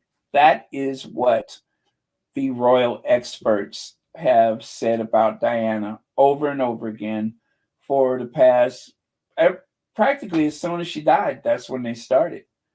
And the palace, they're the ones that's writing the book. I don't mean literally writing the book, but they're following instructions from the institution to tell the story in a way that is not going to ever criticize them to the degree that they will actually have to answer to someone.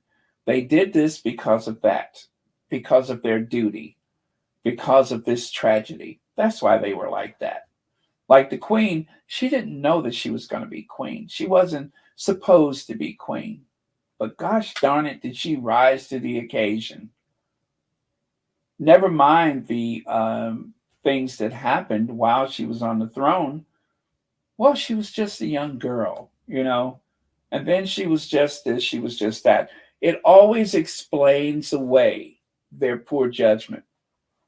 And so this book is going to, of course, be an attack of the Sussexes, as if, well, everybody in the family had them figured out. But what's troubling, though, is I thought they said that the Sussexes were welcomed with open arms. Everybody in the family welcomed them with open arms. Isn't that what they told us? They were welcomed with open arms. What happened to that? But they just wouldn't play the game. But we did help them. Everybody accepted them. But then they went rogue. Philip made sure to be at Harry and Meghan's wedding even after surgery. He and Harry shared a sweet moment as he was walking to his seat at the wedding, sweet smiles between them. I did not realize that. Thank you for sharing that. Let me see here. Francine Mosley says, Baron, these books are becoming less and less effective, and a large part of that the squad has pushed back with receipts and people are watching.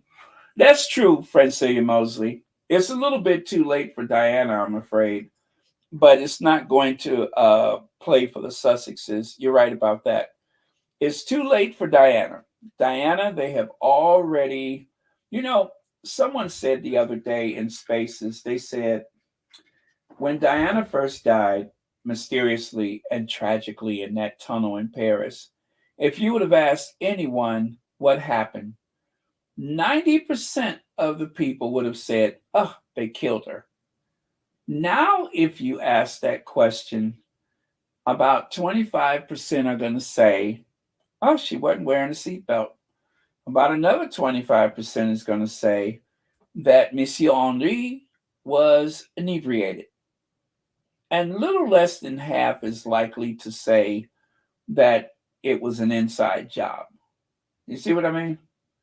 So they have been chipping away at people for years. And they're going to continue to chip away until, actually, they'll never stop. They'll never stop. But that is what these books have done. And I do agree. It's not going to be so easy because Spare, the docuseries, whenever Meghan writes her book, and of course, what else is it? Well, anyway, you get the point. It's not going to be that easy. Plus, Harry has a few more books to write. He has 400 pages that were not published. Oprah has a vault with the rest of the interview in it. So it won't be so easy.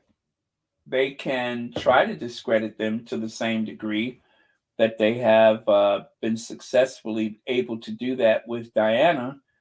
But with the Sussexes, not so easy. Not so easy because they have built relationships away from the UK. They are going to have decades of experiences with people in the US. And some of those people are going to write books. And, some of them may be unflattering and some of them may not be unflattering. But they're going to have people over here that will go on a television show and share their experiences with the Sussexes. And they've been doing that. People have been sharing what it was like to run into them or to visit with them or whatever. And so it's a different narrative from Diana, who is not here to speak for herself. But it doesn't mean they won't try. They will still try. Ooh, and when somebody makes the movie about Spare, oh boy. When Spare, the movie, comes out, that's all people are ever going to think about Harry and Meghan is Spare, the movie. They're not going to think about that stuff from Narnia. That won't even be a consideration. That will be just a little footnote. Elaine Parker, thank you so much for being here. And thanks for watching Royal Sussex. Yeah. Again, thank you so much for that reminder. That is so true. They won't have that success with the Sussexes. And of course, they have us. The Sussexes have us. We're not going to let that happen.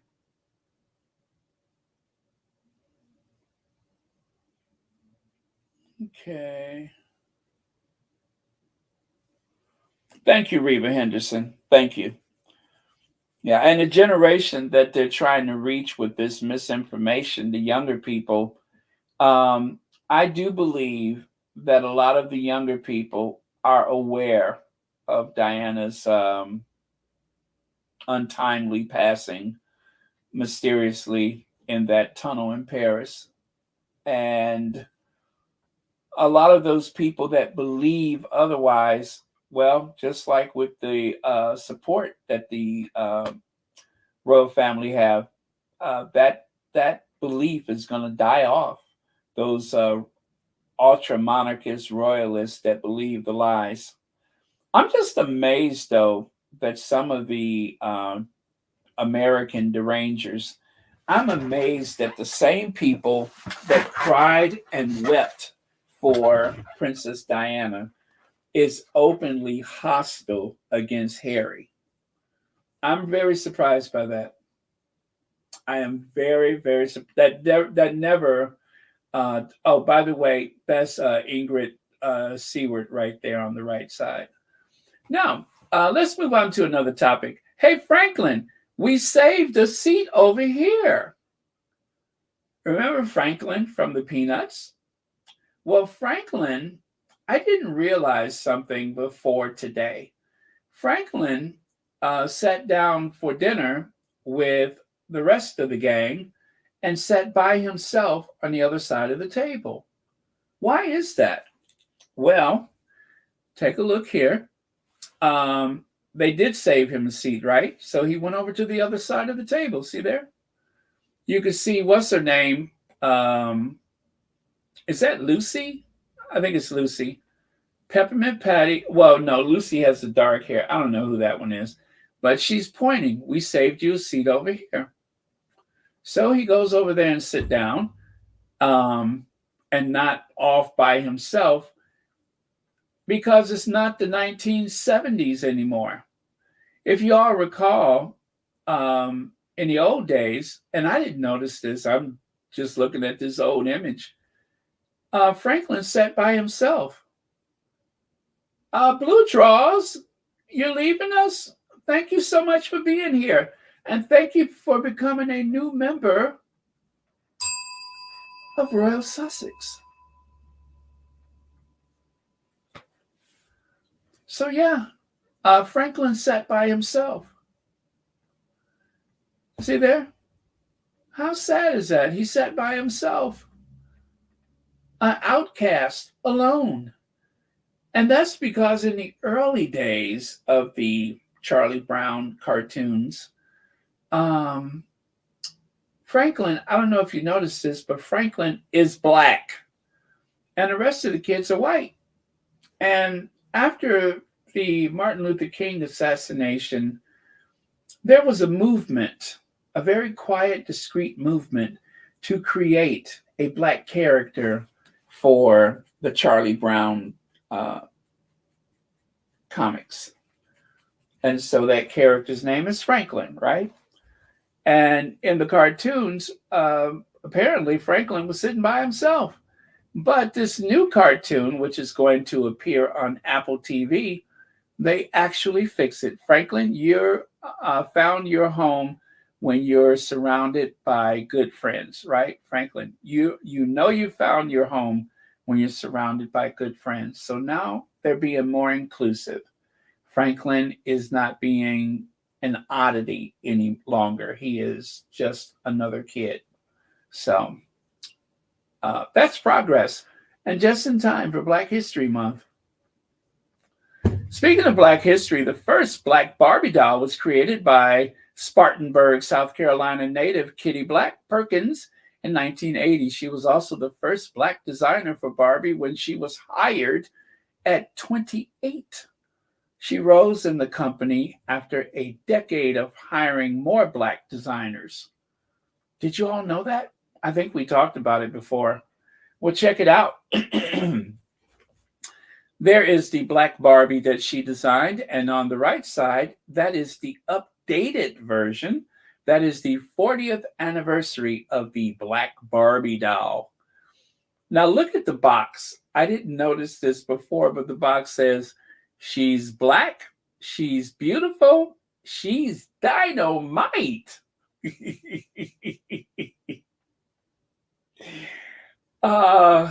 She's black, she's beautiful, she's dynamite. Who wrote that? J.J. Evans? Well, she is black, she is beautiful, and yes, she is dynamite, but come on. Did they really have to put that on the box? How condescending can you be? But I'm not going to make a fuss. If there's a Black Barbie, there's representation, so I'm not going to be shady. And you can see the revamp up close. Her afro is more defined. The gown that she's wearing looks, well, it fits. It actually fits. And it's very modern with the way it flares out and the high split and everything like that. Very haute couture. Very chic. Yeah, and this time her necklace is not made into the gown. Yeah, I love it. And her face looks more Afrocentric, right? Her face looks more Afrocentric. It even looks like she's wearing Fashion Fair cosmetics. There's the holiday edition that came out a couple of years ago. And all of this started because they hired that one Black designer. Go, Mattel. Hear, hear. Oh, so you're saying that Barbie was an answer to Christie, huh? Let me see. Never had a Barbie doll, but I ordered one last year because they Black ones that they have out now. I'm sorry. There we go. Are nice. I'm going to order more and hold them for my granddaughters. That is super sweet. I love that. Lisa Teshmak says, I hope Meghan never writes or talk about those people on that island ever again. They don't deserve any attention. They need her more than she needs them. Hear, hear. Hear, hear.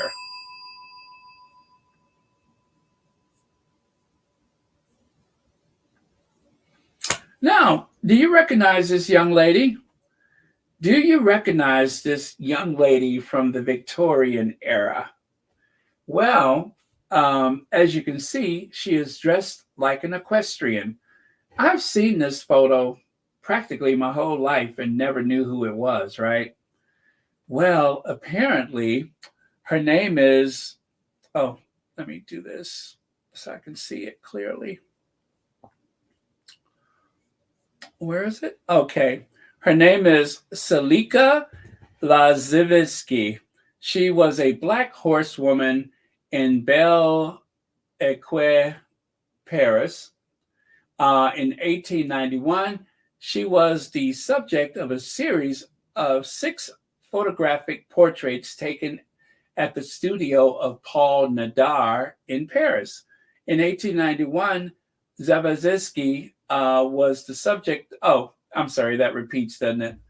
The film, The Adventures of Salika, tells the story of a woman in the picture, Salika Zavadava, described by Shadow as act of the 19th century high society equestrian, little known about Slavaziza, but The Adventures of Salika, oh man, I think that word cut off, that was a little as known about, okay, young African princess displaced by war who was brought up by a noble family in France during the Second Empire, 1861-1863. Now, a young woman following an unfortunate incident, Salika is forced from the security and comfort of the life she has known. She sets off for Paris and determined to forge her own curious and independent path in the world. French actress César Awards nominated Khadija Touré plays best known for her role in the film Girlhood, plays Luke Elliott and Jennifer Daly also star in the film, adding to the portrait of a world in which people of color are also a vibrant part of European high society. Okay. That's exactly what her name is. It's phonetically spelled, but that's how you say it. So I never knew who she was, but yes, there was these 6 portraits that were taken at that studio. And apparently there's a movie. Now I want to see the movie. Now, I don't know if the movie is that accurate because there's not much known about her, but she did exist because, I mean, after all, there are these photos that say so. And right there, that's a little scene from the movie. Khadija Touré playing Salika Lazevsky. Yes, she's playing that woman. And anyway, it looks like it kind of reminds me of that movie Belle. Remember the movie Belle? This kind of reminds me of that movie Belle. So I would like to see the movie. I don't know how biographical it's going to be or how accurate it's going to be, but I would like to see it. They say the movie came out in 2017. So I'm going to try to see if I can find that so I can watch it. But didn't know anything about her before that. I didn't know that anybody knew what her name was.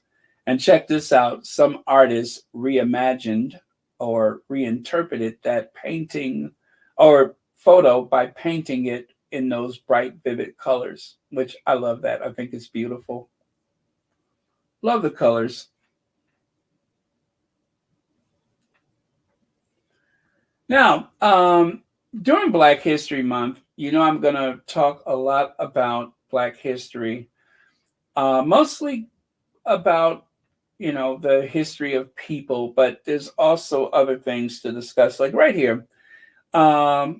What we are taught. The GI Bill helped vets to secure loans to buy a house upon returning from World War II.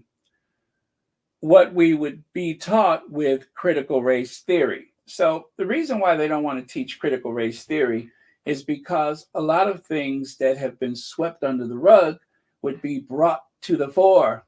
It would be brought out so people can realize that there has been a system that have benefited some and not others. So at the bottom it says many banks refuse to approve loans to Black vets, resulting in fewer than 100 out of 67,000 mortgages going to non-white borrowers in some suburbs. Imagine that 67,000 white families were given a hand up, and fewer than 100 Black families were given that same benefit. And so when people wonder what happened to the Black community, where's all the generational wealth? There it is right there. There's some of it.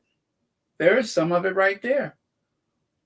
And that, a lot of the people that issued the money out, let's say in the UK, you have your local council, right? And that local council actually does a lot of the,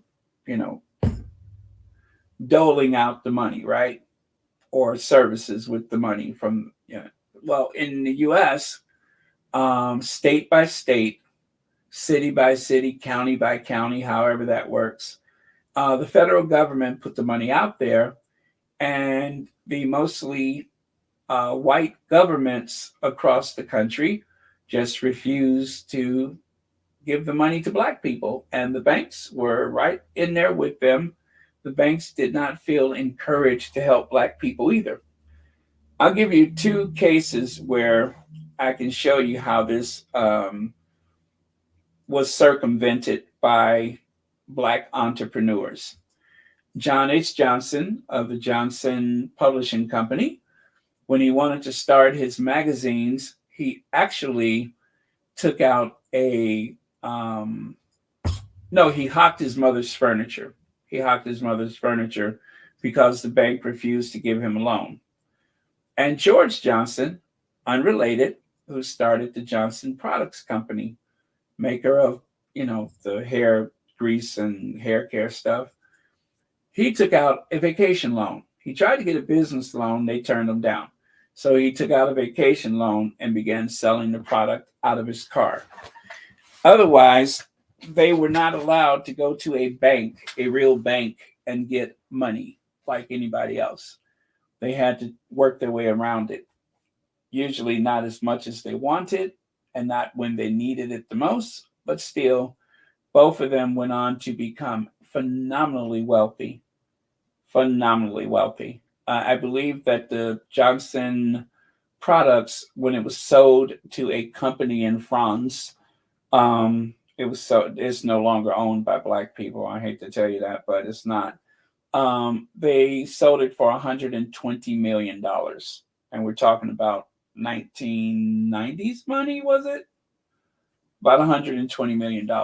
So the husband and wife, they were no longer together. They split $60 million each, but they owned a lot of other stuff, property, even a dairy farm. They owned a lot of things. So still somehow, through sheer determination, Black people still managed to do things, but it was never as easy. That's the point, is that it was never as easy. It was never a matter of just going to the bank to get a loan. It wasn't that you were a higher risk. They just did not want you to live as well. There was a class system. There was a caste. And if you are Black or were Black at that time, you were not allowed to have equal representation, even an equal share of the benefits of being an American coming back from war. Veterans, Black veterans were treated differently. And that always had been the case.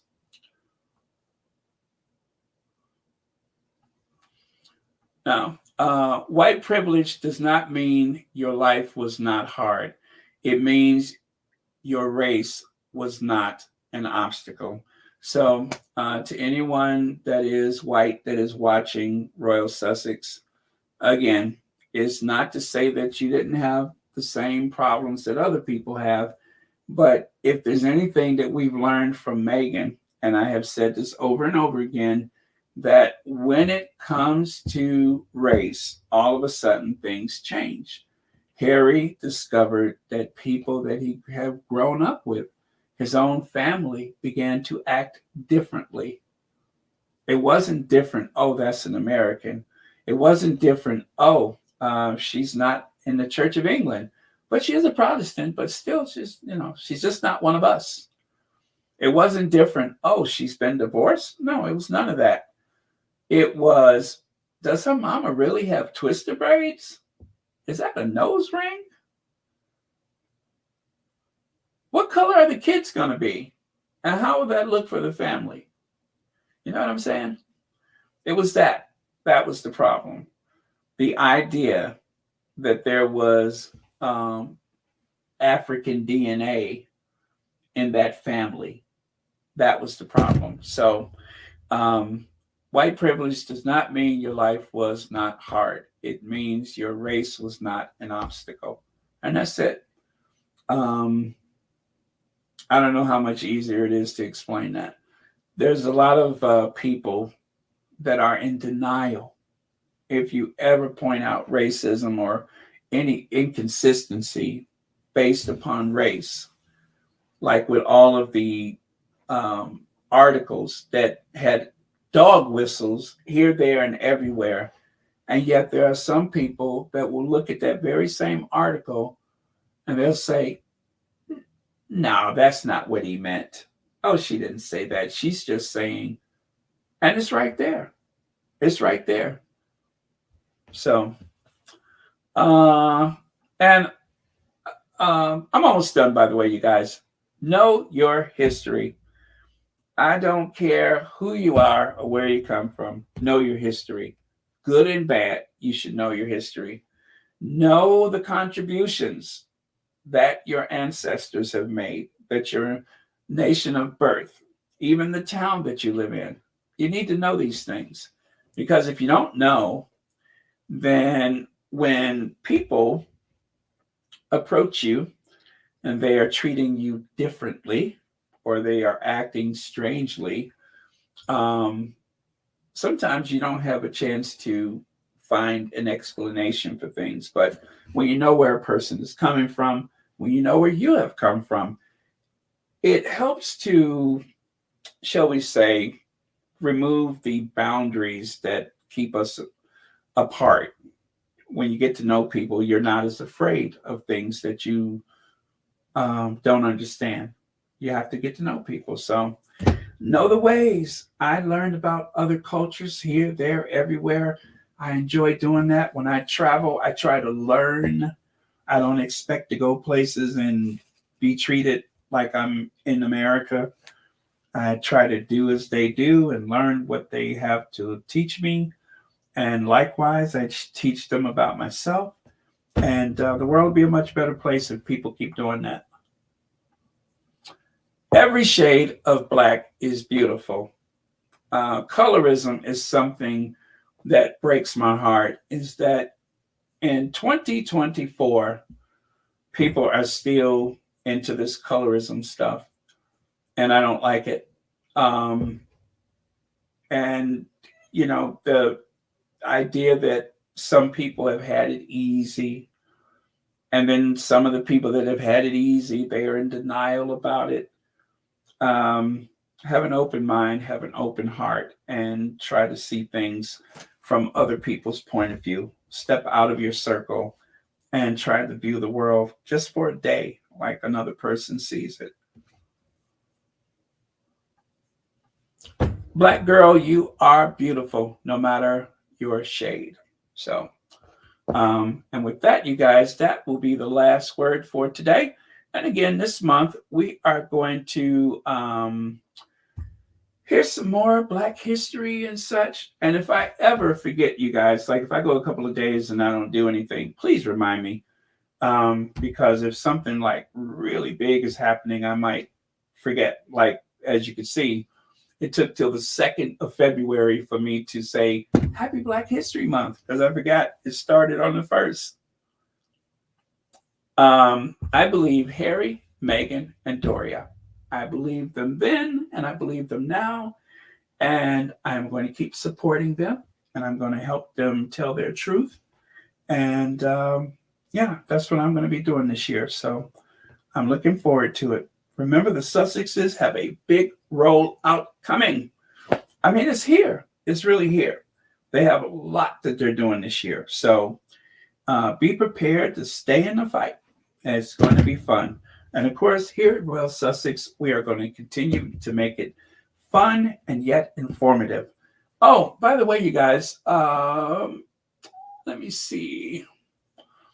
And if you haven't gone on her channel, she posted, did she post that today? Let me see here. But I am done. So if it's your bedtime, I will see you all tomorrow. Well, let me see. And.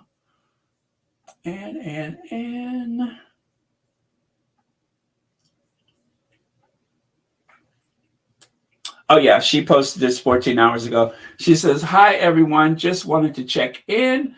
I'm taking a short break and we'll be back on Sunday.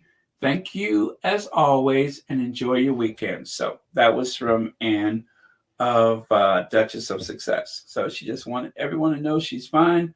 She's taking a little break, and she will be back on Sunday. So, okay. Good night, NASDAQ. Thank you very much, NASDAQ. Lisette Zog. Let's see. Black is beautiful and expensive. Here, here. Here, here.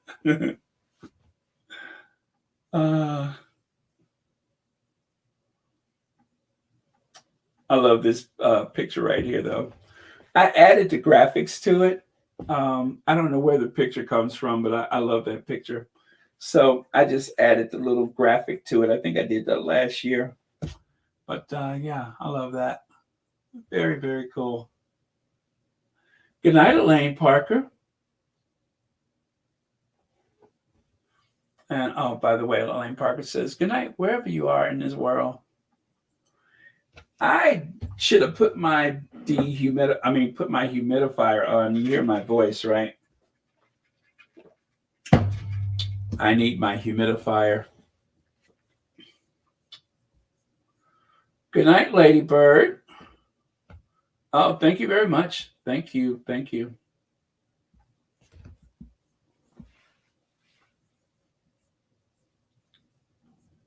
Okay. Where are our queens? There we go. Doria and Flower. And of course, good King Harry and the people's princess, the Queen of Hearts. The Queen of Hearts. Thank you, Myra V. May God bless everyone. Thank you very much.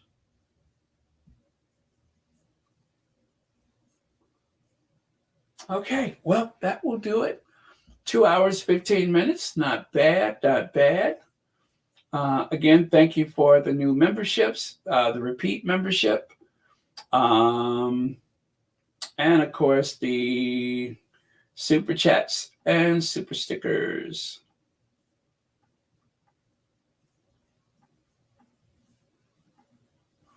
Okay.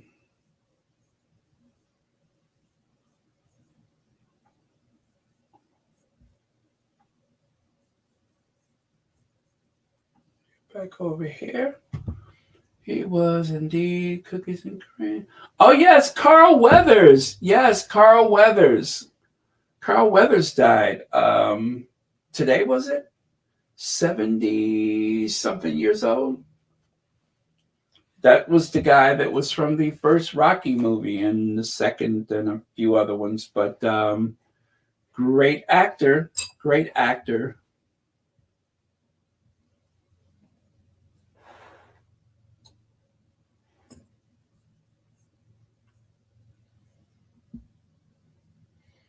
A quick talk about Europe, huh?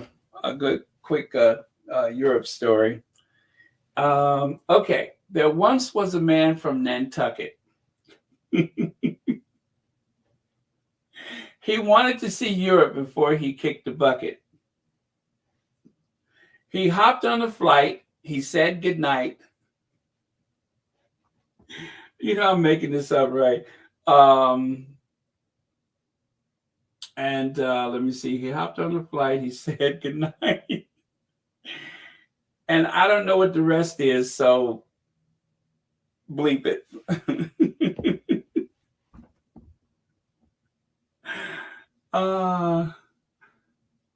Yeah. Do you see why I love doing this? I have to tell you guys, I feel bad at how much fun that I have doing this. Because it's just like, it never feels like I'm doing any work. It's just like, but I tell you, for all of the awful things that I've done for a living, I mean, terrible stuff with no heat or air conditioning.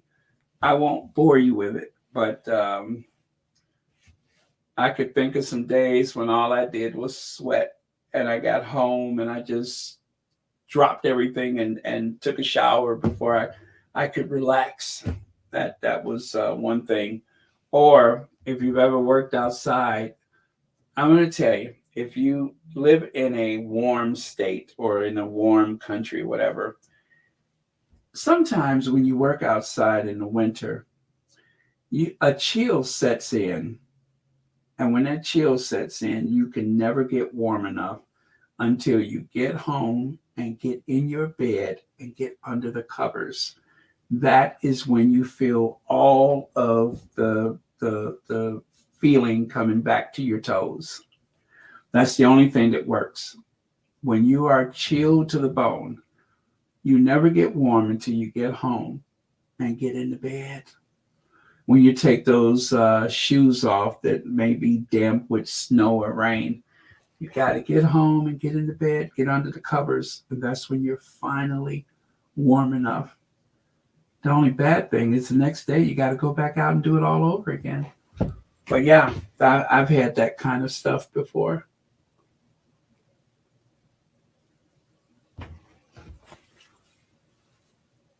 Who is Joe Madison? I saw that name. I don't know who Joe Madison is.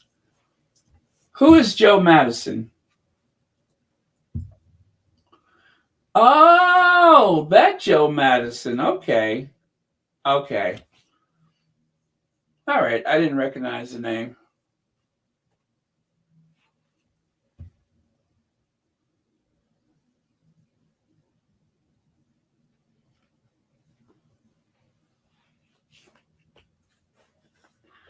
Oh, thank you, Joe Bob. Lewis Latimer, Black inventor, made A.G. Bell and Edison invention reality. He was the greatest patent writer, designer than most inventors went to. He created the filament, making the light bulb efficient. Yes, that they were having trouble finding a filament that would last because most of them would burn out instantly. And if it wasn't for his invention, then light bulbs would have never really have been as efficient as they have been over the years. So I'll tell you something I learned about LED lighting. The reason why LED lighting uses less electricity is because the LED does not include ultraviolet rays. The ultraviolet light that comes from an incandescent light bulb, that actually is a waste of energy because your eyes cannot perceive. You don't see with that level of lighting. So the pure white light, of course, that is what you're seeing. But the ultraviolet, I mean the the ultraviolet light. You don't need it. It's not necessary. And so the LEDs are not giving off that type of ray. So it needs less energy because it's not using as, that spectrum or whatever. So that is why LEDs are more efficient. The only thing is I don't like LED lighting. I prefer the incandescent light bulb because it has a more natural glow. Some of those LED lights have that like bluish tone to it. It doesn't look natural. It's just as bad as fluorescent light. And what is more attractive, the incandescent although the LEDs are better than what they were in the beginning. There are some that are passable, if you will. But before, God, the LEDs, when they first came out, I was like, ugh. And the fluorescents, ugh. Everybody looks bad under that light.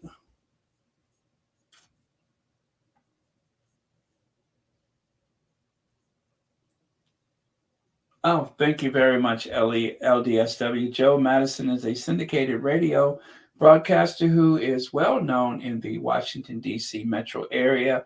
I used to listen to him during the 1980s. Oh, I wasn't born yet. I have no recollection of the 1980s. If you want to talk about something from 2000, if you want to talk about something from like 2000 and on, then I'm hip. But I don't remember the 80s. I don't know nothing about that. So yeah, I wouldn't have heard them.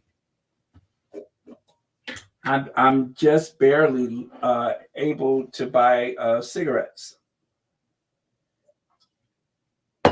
As a matter of fact, I was just telling someone I need to start smoking so I can use my privilege to buy cigarettes. So, but until recently, I haven't been able to buy cigarettes, lottery tickets, or alcoholic beverages. But now that I am of age,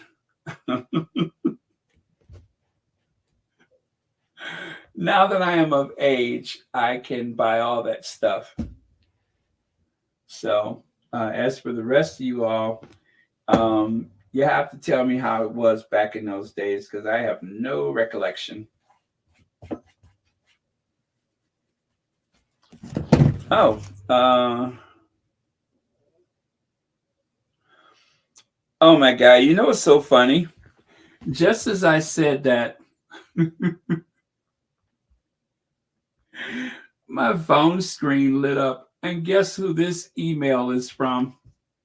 Can anybody guess who sent me an email? It's not a person. It's a organization, a company.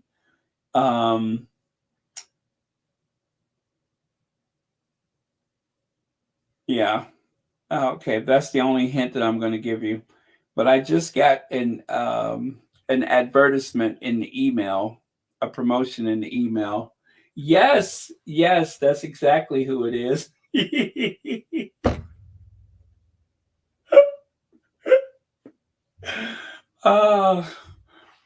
I think when I turned 40, they started chasing me every place I went, trying to get me to sign up. And I'm like, who are these people? Leave me alone. Leave me alone. And they just stayed after me until I finally signed up. But yeah, they got me. But yeah, that popped up on my phone. That popped up on my phone. See, they probably listening to me right now. They must have heard me. They're trying to out me. That's what they're doing. They're trying to out me. They're trying to expose me as an old person.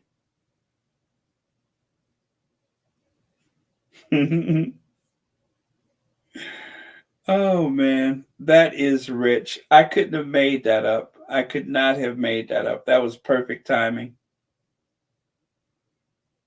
Well, they got me. That's all I can say is they got me. Wow. The American Association of Retired People, AARP, they got me. Well, before the NAACP get me, I better go because I haven't been, what is it? Oh, yeah. Yeah, I haven't been colored for a long time. I've been Black. I have been Afro-American, African-American, but I have not been colored for quite some time. So I'm going to go before they yank me back to being a colored person.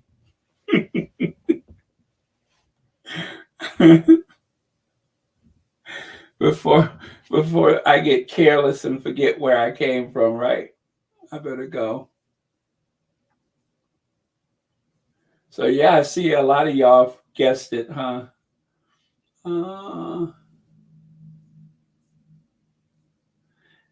Baby, have you ever wondered whatever became of me?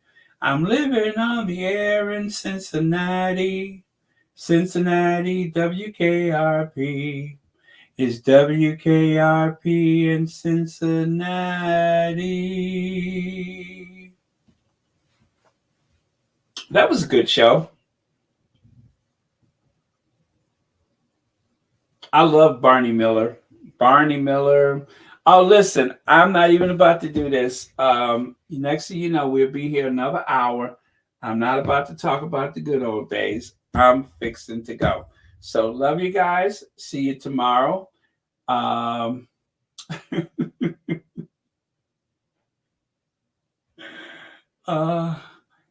see y'all tomorrow. I'm not about to drift into the good old days.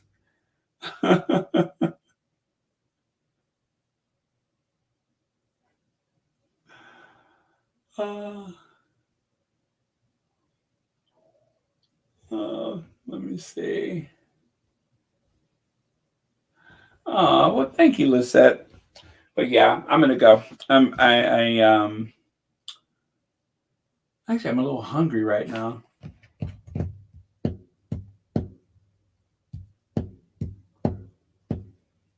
Okay. Thank you, Cookies and Cream. All right, so let's do it then. Oh, I didn't do the let me see. Let's go with Madam Duchess. I'll go with Madam Duchess tonight. I am in the mood for Madam Duchess.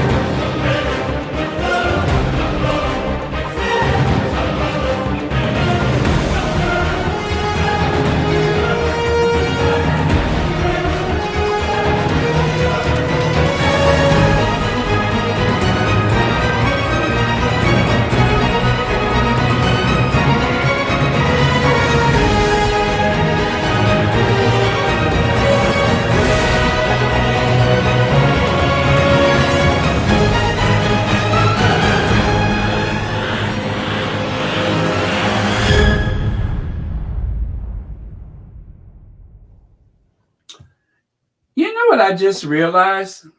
I just realized that when Kate laughs, I've never heard her make a sound. Have you all? I've never heard the sound of Kate's laugh. You would think all these years of throwing hair and whipping her head back and forth that we would know what her laugh sounds like. I've never, ever heard her laugh.